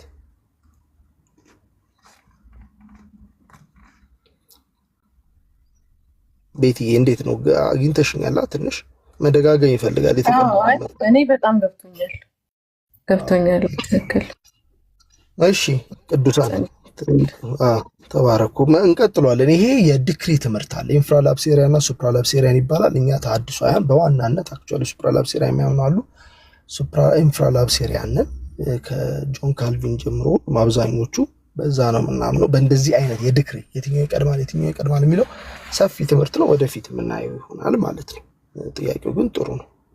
እሺ ወገኖች ዌልካም በድጋሚ ብያለሁ። ማን ነው? ሰላም። እሺ ተሚ፣ እንዴት ነህ ተሚ? ዌልካም ብራዘር። ቴንኪዩ። በደረስኩበት ሰምቻለሁኝ ግን አምልጦኛል መሰለኝ የተወሰነ። ቶታል ዲፕራቪቲን አልጨረስከውም ይመስለኛል። መግቢያ ያህል ነው ያወራው። ምንድነው ግን እኔ ምን አስባለሁ ሐሳቡን ተናገር ያለው ሐሳቡንና ትርጉሞቹን በደንብ አውርተናል። ግን ምንድነው ቅዱሳት መጽሐፍት ድጋፍ ይፈልጋል። እሱን ነገር ያው በጻፍ ይዞ በደንብ እሱን አረጋለሁ። እሺ ኦኬ። ስለዚህ እኔ ምን አስባለሁኝ ብዙ እኔ አሁን እዚህ ከመምጣቴ በፊት ብዙ ቦታ ላይ ይህን ነገር ለማብራራት ብዙ የማያውቁ ሰዎች ስላሉ ይህን ነገር እንዲያውቁ 5 ቲሎፖችን የማያውቁ ሰዎች እና ማወቅ የሚፈልጉ ዝም ብሎ በሄድንበት የሚተቹ ግን ማወቅ የሚፈልጉ እኔ በበኩሌ በአግባቡ የመግለጽ ቋንቋው ስለሚቸግረኝ መግለጽ ያቅተኛል እና እንደዚህ አይነት ቦታ ላይ ጠርተናቸው እንዲማሩስ ስለምፈልግ የሆነ ቋሚ የሆነ የትምህርት ጊዜ ካለ እሱን አሳውቅንና ቪዲዮ ሰርተን ሁላችንም ሰዎች መጥተው እንዲማሩ ቢደረግ ጠቃሚ ነው ብዬ አስባለሁ። አንዳንዶቹ ሳያውቁ ስለሆነ ይህን ትምህርት እየተቹ ያሉት ምን ለማለት እንደፈለግን እንዲገባቸው ዙሪያ ያሉ ሰዎች እንዲያውቁ ፈልጋለሁኝና በቪዲዮ ሰርተን እንደ ፕሮሞሽን ነገር የሚመጣ ሰው ጋብዘናቸው እንዲሰሙ ብናረግ ቋሚ የሆነ ነገር ብታበጅልን የሆነ በዚህ ቀን እናስተምራለን የሚል ነገር ብታረግ ደስ ይለኛል። ሀሳቤ ገብቶ ከሆነ ጥያቄ የለኝም። ይሄ አስተያየት ነው ያለኝ። በጣም ጥሩ ሀሳብ ነው። ምንድነው መሰለ ያሰብኩት ቴሌግራም ግሩፕ አለ። አሁን ባዮ ላይ ያገኛሉ። እዛ ላይ ጆይን አድርጉ። መማር የምትፈልጉ ሰዎች በሚቀጥለው ሳምንት ወይ ምናምን እንደዚህ ፕሮግራም አውጥተን በሳምንት 2 ቀን የሚሆን 1 ቀን ወይ ሳናበዛው በአንድ ቀን ትምህርት እንጀምራለን። የዛን ጊዜ እዛ ቴሌግራሙ ላይ ፖስት ስለማደርግ ሁሉም ሰው በቀላሉ ያገኘውና እንማማርበታለን ማለት ነው። ኢንኑ ቶታል ፕራይቬቲ እና አንድ ሌላ ሐሳብ ወይ ሌላ ደግሞ የመጽሐፍ ቅዱስ ትምህርት 2 ሴሽን ቢኖረን ጥሩ ነው። ደስ ይላል። ያው እግዚአብሔርን ቃል መማማርና እንደዛ አስባለሁ። እንደዛ አረጋለሁ። ስለዚህ ፎሎ እንደራረግ ቴሌግራም ግሩፕ ላይ እዛ ላይ እንቀጥል። እሺ ተባረክልኝ ተሚ እና እዛ ላይ ስለጥፍ ሳሳውቅ ያው እንዳልከው ለወዳጆችህ ትነግራቸውና አብረን ሼር እንደራረጋለን።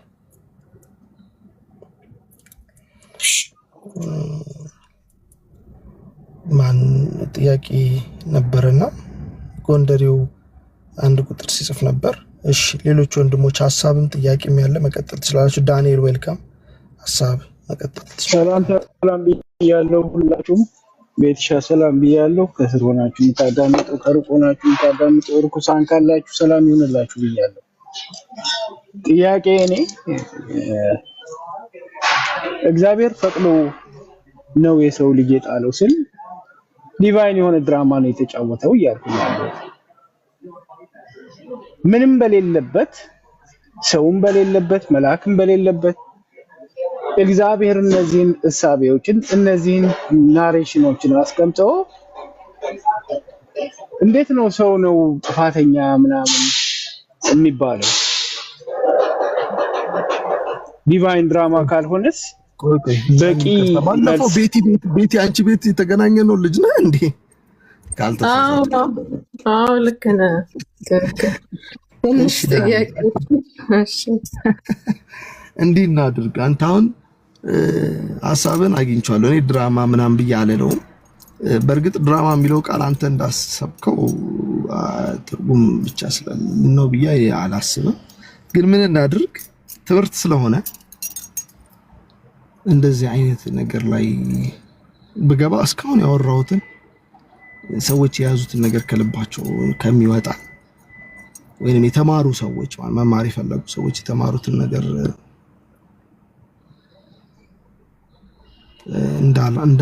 እንዳናደርግ አይ ቲንክ ቢቀር ይሻላል። ይሄ ጥያቄ እንትን ሆኖ አይደለም፣ እንደዛ አላደረገ ላሳምን እችላለሁ ብዬ አምናለሁ። እንግዲህ አዲስ ነገር ካልመጣ እስከዛሬ በነበረኝ ምልከታ ትክክልዬ። ይቅርታ በጣም ሰላም ሲለን ራሱ እኔ ጆሮዬ ነው እያልኩ ነበር። ከስር ሲሉ ነው እንትን ያልኩት። እርኩሳን ብሎ ነው የገባውና ፕሊስ አውርደው። አይምሯችንን ለመበረዝ የገባ ሰው ነው።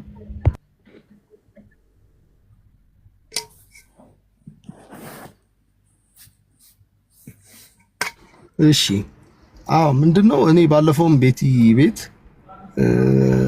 እንትን ብለናል፣ ኢንካውንተር ተደራርገናል እና ዳንኤል ልልህ የምፈልገው ነገር ምንድነው ወደ ዲቤት ምናምን መቀየር አልፈልግም፣ ግን ጥያቄ በጣም ከባድ ጥያቄ አይደለም።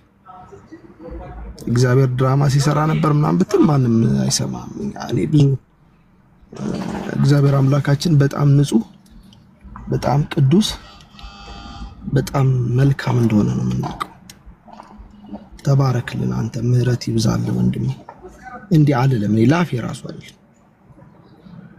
እኔ እግዚአብሔር የማውቀው እግዚአብሔር በጣም ሩህሩህ እና መልካም አምላክ ስለሆነ ቅድምም ዲፌን ትግላችን እሱ እኮ ነው። እግዚአብሔርን ቴዎዶሲ ነው ምናምን ይሉታል ሰዎች። እግዚአብሔር ንጹህ ሆኖ እንዴት ነው ይሄንን ሁሉ የምንረዳው ብለን ነው የምንቸገረው።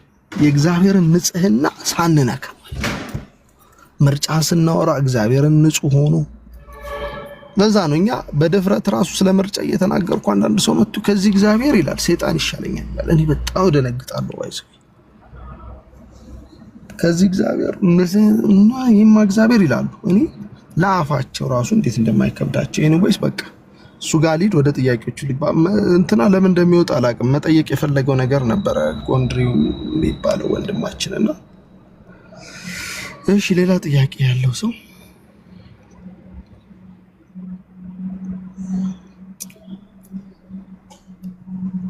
እንደዚህ ትምህርት መሃል ወደ ክርክር የሚወስደን ነገር ባይነሳ እውነትም ጥሩ ነው።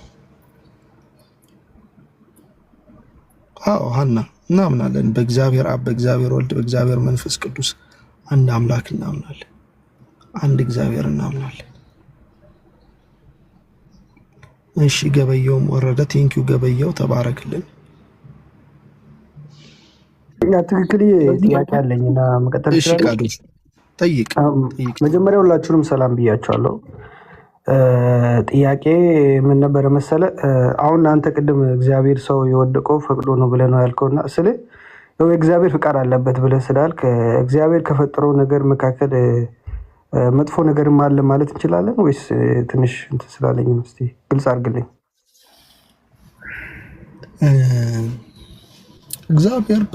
እግዚአብሔር ፈቅዶ ነው ማለት ምን ማለት መሰለ? እግዚአብሔር ፐርሚሲቭ ዊል እና ዲክሪቲቭ ዊል ብለን እንከፍላለን። አንድ ነገር እንዳይቀር የወሰነው ውሳኔ አለ። እንዳይቀር የወሰነውና የሚፈልገው ነገር የሚባል አይነት ውሳኔ አለ። እንደዛ አይነት ውሳኔ አለ። ለምሳሌ ሰዎች ሁሉ እንዳይገድሉ ይፈልጋል፣ ሰዎች ግን ይገላሉ። ሰዎች ሁሉ እንዳይሰርቁ ይፈልጋል፣ ሰዎች ግን ሊሰርቁ ይችላሉ። እግዚአብሔር የሚሰርቁ ሰዎች ግን የሰረቁት እግዚአብሔር መከልከል ስለማይችል አይደለም ለማለት ነው ፈቅዶ ያልኩት። እግዚአብሔር መከልከል አይችልም ማለት አይደለም። የሚሰርቁ ሰዎች ቢሰርቁ ስልኬ ሊዘጋብኝ ነው፣ ባትሪ ይቅርታ እንትን ልበል ቻርጅ ልሰካውና ላውራችሁ። ስለዚህ እግዚአብሔር ሳያውቀው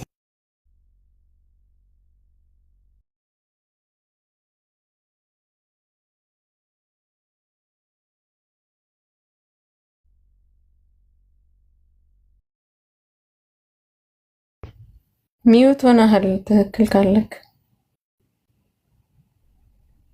አይ ባትሪ ልሰካ ስለሆነ ነው ይቅርታ።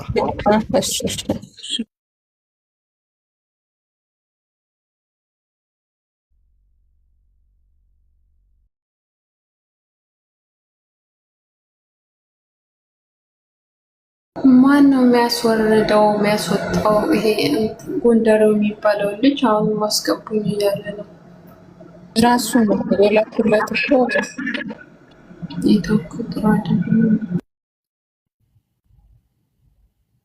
ኔትወርክ ይሆናል። እሺ ወንድማችን እያስገባንክ ነበር።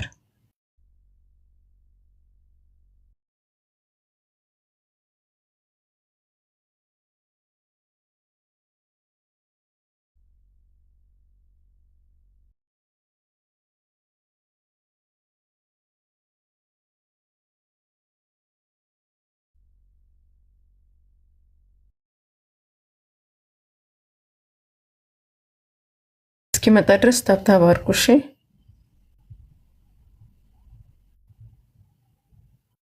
ዊል የሚባሉ አሉ። ፐርሰፕቲቭ ዊል ማለት እንዲሆኑ የሚፈልጋቸው ነገሮች አሉ። ለምሳሌ ኃጢአት ባይመጣ፣ ሰው ባይወድቅ። እግዚአብሔር እንዲህ አይነት አምላክ ነው፣ ንጹህ አምላክ ነው። ግን አዳም ፈልጎ ወድቋል። አዳም ፈልጎ ደግሞ ሲወድቅ እግዚአብሔር አዳም እንዳይወድቅ ማድረግ ስለማይችል አይደለም። እንደዛ ደግሞ ካልክ ከባድ ሌላ ትምህርት ይሆንባል። እግዚአብሔር ምን ይሆንብሃል ማለት ነው? የማይችለው ነገር አለ ልንል። አዳም እንዳይወድቅ ይፈልጋል። አዳም እንዳይወድቅ ይፈልጋል ማለትና አዳም በፈቃዱ ወደቀ ማለት አዳም በፈቃዱ ስለወደቀ ደግሞ እግዚአብሔር አዳም እንዳይወድቅ ማድረግ አይችልም ማለት አይደለም። ስለዚህ አዳም በፈቃዱ ሲወድቅ ደግሞ ምን እንላለን? በዚህ ጉዳይ ላይ እግዚአብሔር አዳም እንኳን በፈቃዱ ቢወድቅም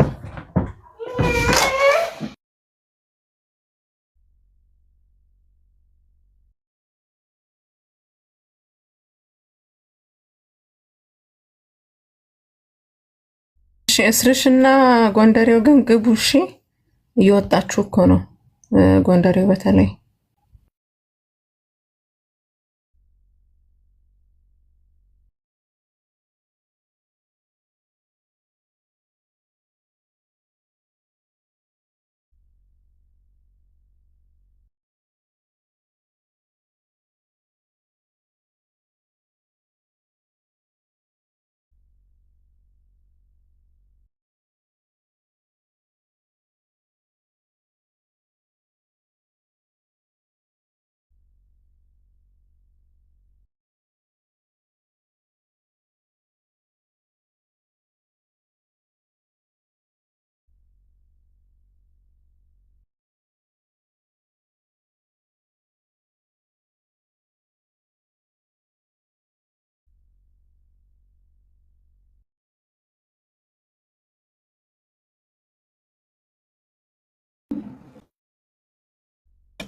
እሺ። እና ይቅርታ ድምፅ ከጀርባዬ ስላለ ነው። ትንሽ ታግሱኝ እንዲባቆራል ለተወሰነ ደቂቃ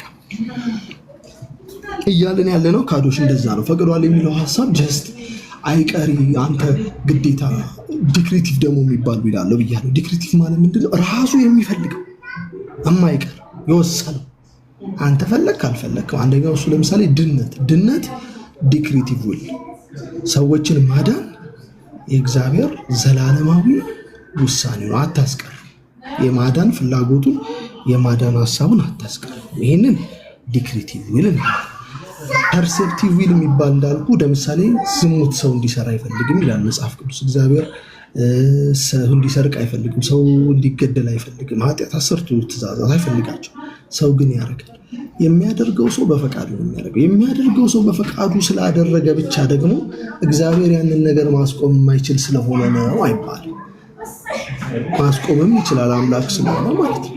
ነገር ግን ምን አድርጓል? በፈቃዱ እግዚአብሔር ያ ነገር እንዲሆን ፈቅዷል ማለት ነው። ሰውየው የራሱን ፈቃድ ተጠቅሞ በዛ በፈቃዱ የፈቃዱን ውጤት እንዲያገኝ እግዚአብሔር ፈቅዶለታል ማለት ነው። ያንን ስለፈቀደለት ነው። በዛ ሴንስ ነው የአዳም ውድቀት አዳም በራሱ ፈቃድ ያመጣው ውድቀት ቢሆንም እግዚአብሔር ግን ያ ውድቀት አዳም እንዲወድቅ ባይፈቅድለት ወይንም እግዚአብሔር ዝም ባይል ኖሮ በፈቃዱ እንዲንቀሳቀስ ባይፈልግ ኖሮ አይሆንም። አትውደቅ ማለት ይችላል፣ እንዳይወድቅ ማድረግ ይችላል እያለ ነው። ድነትን በተመለከተ ድነትን ዲክሪቲቭ ነው፣ ልታስቆመው አትችልም። ለምሳሌ የኢየሱስ ክርስቶስ ብዙ ሰዎች ሰይጣንና መላእክቱ መስቀል ሊያድናቸው ስለሚችል መስቀልን እናስቀር ማለት አይችልም። ዲክሪቲቭ ነው። ዲክሪድ ማለት እንላለን። ዲክሪድ ማለት ወስኗል እንዲሆን ማለት ነው። ሰዎች በመስቀል በኩል በክርስቶስ ሞት እንዲድኑ ወስኗል። ይሄ ውሳኔ ዓለም ይህንን ጴጥሮስ ይናገራል። ጴጥሮስ ሐዋርያት ሥራ ምዕራፍ 2 ላይ እናንተ የሰቀላችሁት እግዚአብሔር በዘላለሙ በቀድሞ ውሳኔው መሰረት በክፉዎች እጅ ተላልፎ ተሰጥቶ እንዲወሰን እንዲሰቀል ወስኗል። ይሄ መለኮታዊ ዲክሪ ነው። ይህንን ምን እንለዋለን? ዘላለማዊ የማይቀር የእግዚአብሔር ውሳኔ ነው። አሁን ትንሽ ግልጽ ነው ካዶሽ? ኦኬ፣ ትንሽ ግልጽ ነው። ግን ምን መሰለህ ጥያቄ የፈጠረብኝ እንዴት ነው መሰለህ? አሁን እግዚአብሔር ለምሳሌ ሰውን መጀመሪያ አዳምና ሔዋን ሲፈጥር አዳምና ሔዋን መልካምንም የማድረግ እንደገና ደግሞ ክፉንም የማድረግ ነፃ ፍቃድ ካላቸው የራሳቸውን ነፃ ፍቃድ ተጠቅመው ነው እንጂ የበደሉት ካልን ምንድነው ክፋቱ? ለምሳሌ አሁን እግዚአብሔር ፈቅዷል በአንድ ልስ የሚለውን ነገር እግዚአብሔር ፈቅዷል ብለን ካልንማ አሁን እግዚአብሔር መጥፎ ነገርም ፈጥሯል። ይሰማል ድምጼ? እግዚአብሔር መጥፎ ነገርም ፈጥሯል። በሌላ አንግል እግዚአብሔር ከፈጠረው መካከል መጥፎ ነገርም አለ ወደ ማለት ደረጃ ያደርሰናል በሚል አንጻር ነው እንደዛ ብዬ ያልኩት። እሺ አያደርሰንም። ላስረዳ እንዴት ነው አያደርሰን። ይልቅ እግዚአብሔር አዳምና ሔዋን ብቻ በፈጠሩት ነገር ድንገት የሚመለከት ከሆነ ወደፊት ራሱ እንደዚህ አይነት ነገር ይኖራል የሚለው ነው የበለጠ የሚያሰጋ። ወይዘው ለአንተ ለክርስቲያን ነገር ውድቀት መጥቷል። ኦፍ ኮርስ እንዳይወድቁ ማድረግ ይችል ነበር። የወደቁት በማን ምክንያት ነው? በራሳቸው ምክንያት ነው። በራሳቸው ምክንያት እንዲወድቁ አለማድረግ ሲችል ነበረ ወይ? እንዳይወድቅ አዳምን ካልክ ይችላል። አምላክ ስለሆነ ምንም ማድረግ ይችላል። ማድረግ የማይችለው ነገር የለም። ኦኬ አንተ ባልከው ብንሄድ ግን አዳምና ሔዋን በወሰኑት ውሳኔ የማይቀር የሆነበት ለሱ ለራሱ መከልከል የማይችለው ሆነ እንበል። ያንን አለን ማለት ምን እያለን መሰለ? እግዚአብሔር ወደፊትም የሚሆኑትን ነገሮች እንዲሆኑ ፈቅዷል እንጂ መሆናቸው አይቀርም። መሆናቸው ስለማይቀር ነው የፈቀደው እያለ መሆናቸው ስለማይቀር ነው የፈቀደው። ይሄ ደግሞ ማለት ምን ያደርገዋል መሰላችሁ? ስፔክታተር ነገሮች ኮዝሚክ ነሰሰቲ የሚባል ትምህርት የነበራቸው ነበሩ። ኖስቲሶች እንደዚህ የሚያስቡ ምንድነው ስቶይኮች ይባላሉ። አባቶች የተቃወሙት ትምህርት ማለት ነው። ኮዝሚክ ነሰሰቲ ማለት ለምሳሌ የማይቀር ነገር አለ ብለው ነው የሚያስተምሩት እነዛ ሐሰተኛ መምህራን በፈርስት ሰከንድ ሴንቸሪ ላይ የነበሩ ናቸው። ምንድነው የማይቀር ነገር አለ ማለት? አንድ ነገር የሚሆነው ለምሳሌ እኔ አሁን ኢትዮጵያ ውስጥ በመወለዴ ምክንያት ነው ስሜ ትክክል የተባለው፣ ከዛ በኋላ የህይወት ደረጃ ያለው። ስለዚህ ስሜ የመጣበት ምክንያት ኢትዮጵያ ውስጥ በመወለዴ ምክንያት ደግሞ የስራ ሁኔታ ደግሞ ኑሮዬን ወስኖታል። ኑሮዬ ደግሞ እንዲህ እየተባለ አንዱ የማይቀር ነገር ነው ብሎ ያምናሉ። ስለዚህ የመጨረሻውን ፍጻሜ እንደዛ ነው። በቃ የማይቀር ኮዝሚክ ነሰሰቲ ያለ በዓለም እየሆነ ያለው በማይቀሩ ነገሮች ተከታታይነት ነው የሚል ሄሬሲ ነበራቸው። ስቶይኮች ይባላሉ ማለት ነው። በዋናነት የነበር ሄሬሲ ነው። ይሄ ፊሎሶፊ ነው። እኛ እንደዛ አይደለም የምናምነው። ክርስትና እንደዛ አይልም። ክርስትና የሚሆኑት ነገሮች ምንም እንኳን በሰው ፈቃድ ቢሆኑ፣ ለምሳሌ ውድቀት እንዳልከው በሰው ምክንያት፣ ኃጢአት እንዳልከው በሰው ምክንያት የመጣ ቢሆንም እንዳይከሰቱ ማድረግ የሚችል እኔ የሚል ፐርሰን ግን አለ። መቀየር የሚችል ፌትን ማለት ነው። ወደፊት የሚሆነውን የዓለምን ታሪክ መቀየር ይችላል። ይህን ኤርሚያስ ላይ ማንበብ ምናምን ትችላላቸው። መጽሐፍ ቅዱስ ላይ ለምሳሌ ኦመን ሲኪንግ የሚባል ነገር አለ። ለምሳሌ አንዳንድ ሰዎች ጠዋት ይነሱ በግራ በኩል ከተነሱ በቃ ይቀር የሆነ ነገር አለ ይላል። እንደዚህ አይደለም የክርስትና ኮንሰፕት ውስጥ። እግዚአብሔር ነገሮች ይሆናሉ፣ የሚሆኑት እንዲሆኑ ያውቃል። በፈቃዳችን የምናረጋቸው ነገሮች እንዳይሆኑ ማድረግ ይችል ነበር። እኛ ግን በፈቃዳችን እናረጋለን። ስለዚህ ነው ኮምፓተብል ነው እንላለን። እኛ በዛው የሪፎርምድ ቴዎሎጂ ትምህርት ውስጥ የእግዚአብሔር ቅድመ ውሳኔና የሰው አክሽን የሚጋጩ ሰዎች በፈቃዳቸው የሚያደርጓቸውን አንዳንድ ውሳኔዎች ከእግዚአብሔር ቅድመ ውሳኔ ጋር የሚጋጩ አይደሉም እንላለን። እነሱ ናቸው ብዙ ሰዎች ይጋጭባቸዋል። እሱን እየተማረ ስንሄድ ይገባናቸዋል በደንብ።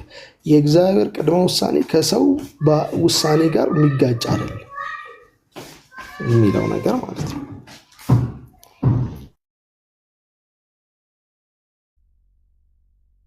ዲተርሚኒስቲክ አይደለንም እንደ አሕዛብ። ይቆራረጣል። አሪፍ ትክክል። ለአንተ ነው፣ ለእኛ ይሰማናል።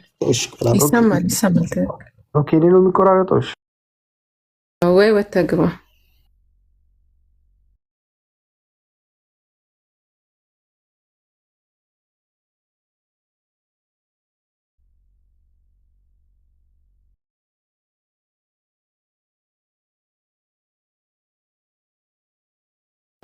እኔ ነኝ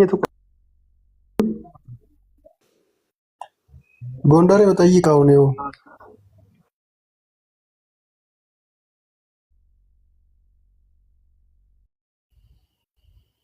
ካዶሽ አንተ ነህ። እሺ ጎንደሬው ደግሞ ከቻልክ ክፈት።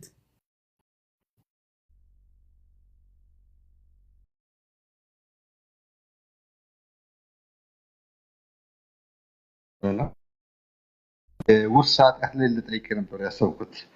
የውርስ ኃጢአትን ቅዱስ አውግስጢኖስ ሲጀምር ከ354 እስከ 430 ዓመተ ምህረት በነበረው ነው እና ከሱ በፊት ይህ ትምህርት ይታወቃል ወይስ አይታወቅም? አንደኛው ይሄ ነው። ሁለተኛው ደግሞ ቅዱስ አውግስጢኖስ ይህን ትምህርት የጀመረው ፕላጂየስን ለመቃወም አስቦ ነው እና ይህን እንዴት ታየዋለህ የሚል ጥያቄ ነው ያለኝ። እስኪ ሁለቱንም አለመልስ። ይቅርታ አንዴ ድጋምልኝ ጥያቄ። ይቅርታ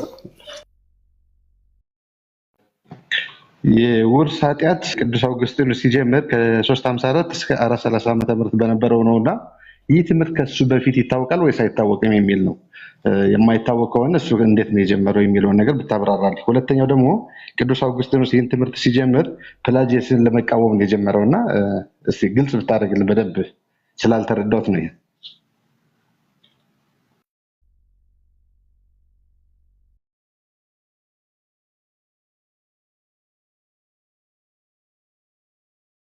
እሺ በመጀመሪያ ኦሪጂናል ሲን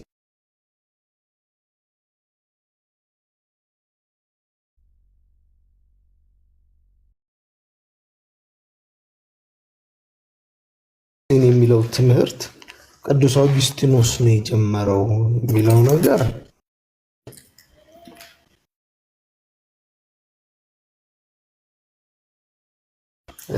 ተርሙ ኦሪጂናል ሲን የሚለው ቃል ቅዱስ አውግስጢኖስ ሊለው ይችላል። ያ ማለት ልክ ሥላሴ የሚለው ትምህርት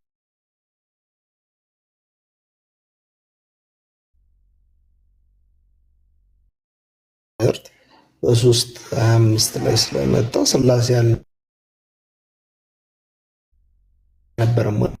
ከዛ ፊት አይባልም።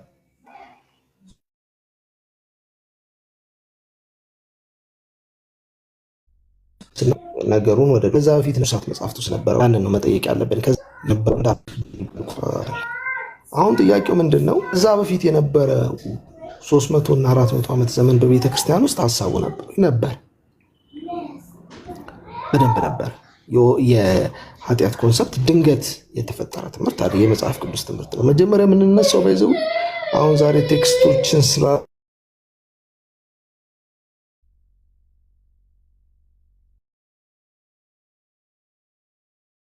ስላላየን ነው እንጂ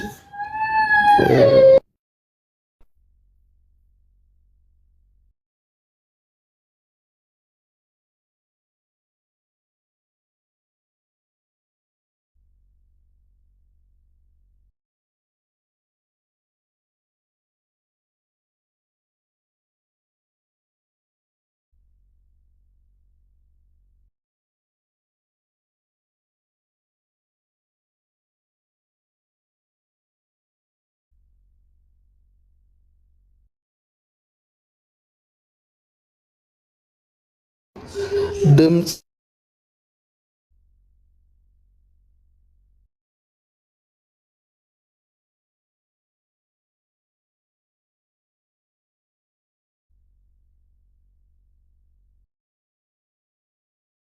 ለመከላከል ብዬ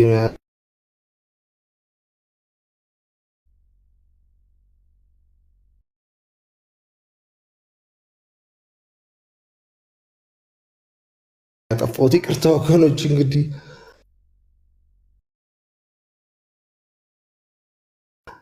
ዝም ስለመሸም ሊሆን ይችላል።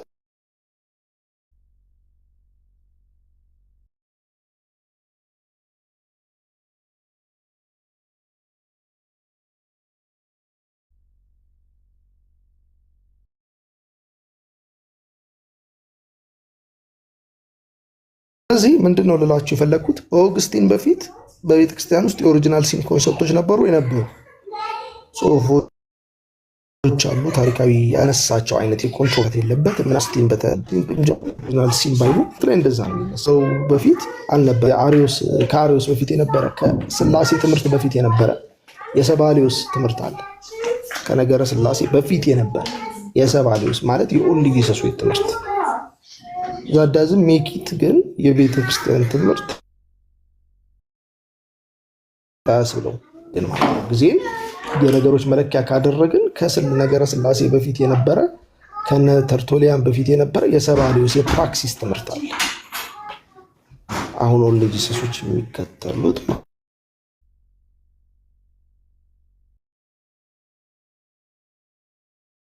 ነው። ያ በራሱ ተነስቶ ትምህርቱ የቤተ ክርስቲያን ትምህርት አያደርገውም።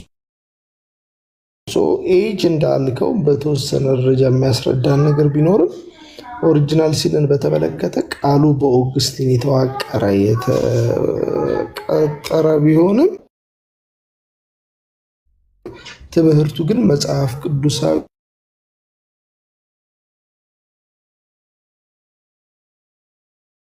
እና ታሪክ ይቆራረጣል። አዎ ይቆራረጣል እኮ የኛም ዘግይቶ ነው መሰለኝ የሚሰማክ።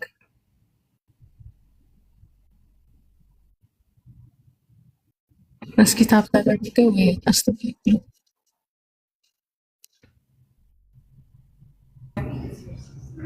አሁን ኔትወርኩን አስተካክለው እስቲ። ያዝ ያዝ እያደረገክ ነው።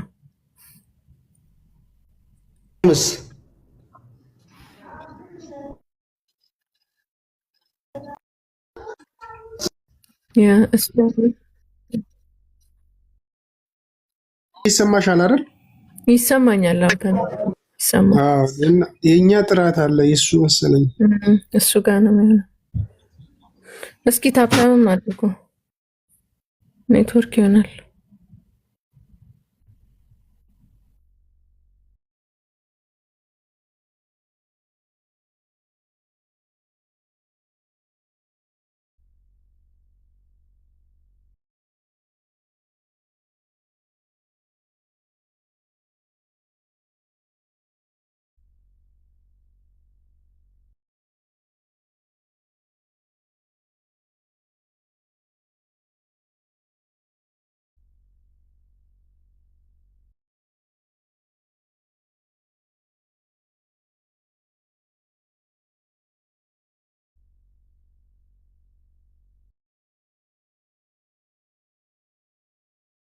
ትክክል ከተሰማ እስቲ አሁን ቀጥል።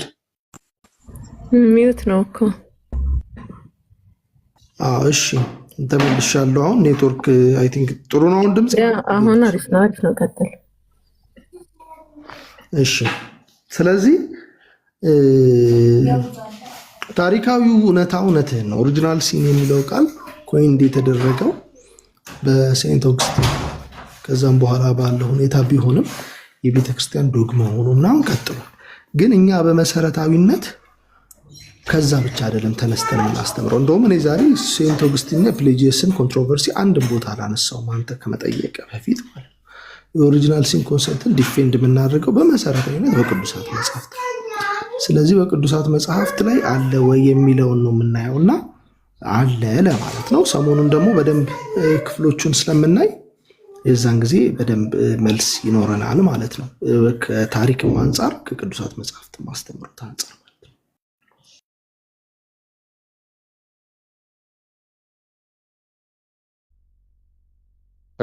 ከቻልክ ደግሞ ጊዜ በተለይ ውስን ቤዞች ሊሚትድ አውቶኖሚ የሚለውን በደንብ ብታስረዳን ደስ ይለኛል ሌላ ጊዜ። እሺ አሁን ኦልሬዲ ቱሊፕን ስለጀመር ነው እንዳልከው ሌላ ጊዜ በሰፊው ዛሬ ቶታል ዲፕሬቀደም ትንሽ መግቢያ ሀሳቦችን አንስቻለሁ ለአምስቱ። ነገር ግን ከአምስቱ ዛሬ በደንብ ፎከስ ያደረግነው ቶታል ዲፕራይቪቲ ላይ ነው እና ቀጥታ ዘልዬ ሊሚትድ አቶንመንት ላይ አሁን ብገባ እንደ አዲስ ሌላ ርዕሰ ጉዳይ መክፈት እንዳይሆንብኝ ይሄ ነገር እንደዛ ይያዝ ማለት ነው እና እንማረዋለን አይቀሬ ነው።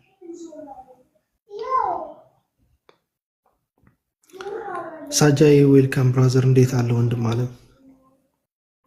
ሰላም ብያለሁ። ትክክል እግዚአብሔር ይመስገን ሁሉ ሰላም። የቅርብ ነው የገባሁት እንግዲህ ሰምቻለሁኝ ትንሽ በጣም ደስ የሚል ትምህርት ነው። ያው ቴሌግራሙን ግን ሊንኩን እዚህ ላይ ፖስት ብታደርግልን ደግሞ ፎሎ አፕ ለማድረግ በጣም ይመቻል።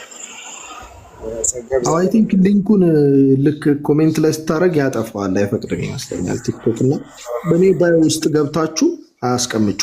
አዲስ ሊንክ ነው፣ ሪፎርምድ ነፃነት ይባላል። ያው እዛ ላይ ነው። እኔ ባዮ ውስጥ ፎቶዬን ገብታችሁ ውስጥ አለች ቴሌግራም ሊንክ። እሺ ሰንተ ተባረክልኝ። እሺ ኦኬ ግሬስ ቤቲና የምትሉት ሀሳብ ተሜ ካለ እያጠናቀቀን እንሄዳለን ማለት ነው። ጥሩ ነው። ዛሬ ጌታ ረድቶናል፣ ብዙ ተማምረናል። ሶቨሪን ግሬስ ዌልካም።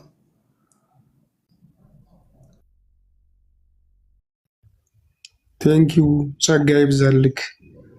በጣም የምንማርበት ይሄ ሀሳብ በቀላሉ የገባን አይደለም፣ ብዙ ፈጅቶብናል እና ይህንን ደግሞ ማሳድግበት እድል ስላገኘው ለእግዚአብሔር አመሰግናለሁ። አንተን ጸጋን እንዲያበዛልህ ጸልያለሁ። ጸጋ ይብዛልህ ወንድሜ። አሜን። ተምዬ ጌታ ኢየሱስ ይባርክህ። ተባረክልኝ ወንድም አለም። ቴንኪው ግሬስ ተባረኪ። ጸጋ ይብዛልሽ እህት አለም። ሶቨሪን እንዴት አለ ወንድማችን? ብቅ ብለሃል። ቅዱሳን በጣም ይቅርታ፣ ትንሽ ሰርግ የሆነ ፕሮግራም ነበር፣ ወደዚህ ወደዛ እያልኩ ነበርና ልገባ ትንሽ እያዳመጥኩ የሞከርኩ ነበር፣ ግን አልተሳካልኝም። በጣም ይቅርታ። ግን የሚደንቅ ጊዜ እንደነበር አይካንቴል። ጌታ ይባረክ። ጌታ ጸጋውን ያብዛልህ። ለአንተም ለሰሙት ሁሉ እግዚአብሔር ማስተዋልን ይስጣቸው። የእግዚአብሔር ቃል እውነት። አሜን አሜን አሜን። ጌታ ይመስገን። አሜን። ጸጋ ይብዛልህ፣ ጸጋ ይብዛላችሁ። ለሁላችሁም ስላየኋችሁ ደስ ብሎኛል።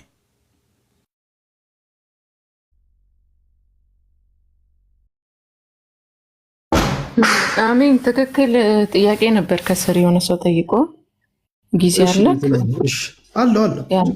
እሺ ጥያቄው ምንድነው? ምንድን ነበር?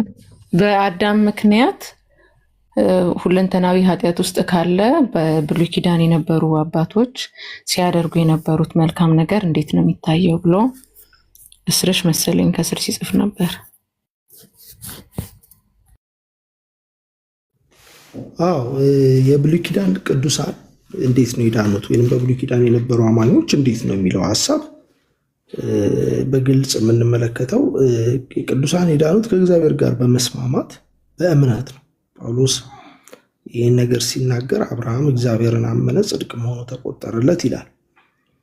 እምነታቸው ነው ያዳናቸው። እምነታቸው ሲባል እግዚአብሔርን በማመናቸው ማለት ነው። ይሄ ፕራክቲካሊ በኪዳን ውስጥ ለዛ ነው ኮቨናንት ትምህርት ያስፈልጋል። ቅድም የኪዳን ትምህርት መማር አለብን ያልኩት እግዚአብሔር በኪዳን ውስጥ ኪዳን ለጠበቁ ሰዎች፣ በኪዳን ውስጥ ለነበሩ ሰዎች በክርስቶስ ኢየሱስ ምን ማለት መሰላችሁ? የብሉይ ኪዳን ቅዱሳን በተስፋ ድነዋል። በሆፕ ኦፍ ክራይስት ማለት ነው። በክርስቶስን ከሩቅ አይተው የዕብራውያን ጸሐፊ እንደሚናገረው እግዚአብሔርን አምነው ክርስቶስ ስንል እኛ እንደተረዳ ነው ላይሆን ይችላል፣ ግን የእስራኤል ተስፋ የእግዚአብሔር ማዳን የሆነውን ክርስቶስን አምነው በእምነት ወደፊት አዩ። እኛ ደግሞ ወደኋላ አይተን ነው ሄዳን ነው። ወደኋላ ማለት ወደ ተስፋው ፍጻሜ አይተን። ሁለቱንም የሰጠው እግዚአብሔር ነው። እግዚአብሔርን ያመኑት ተስፋውንም ያመኑ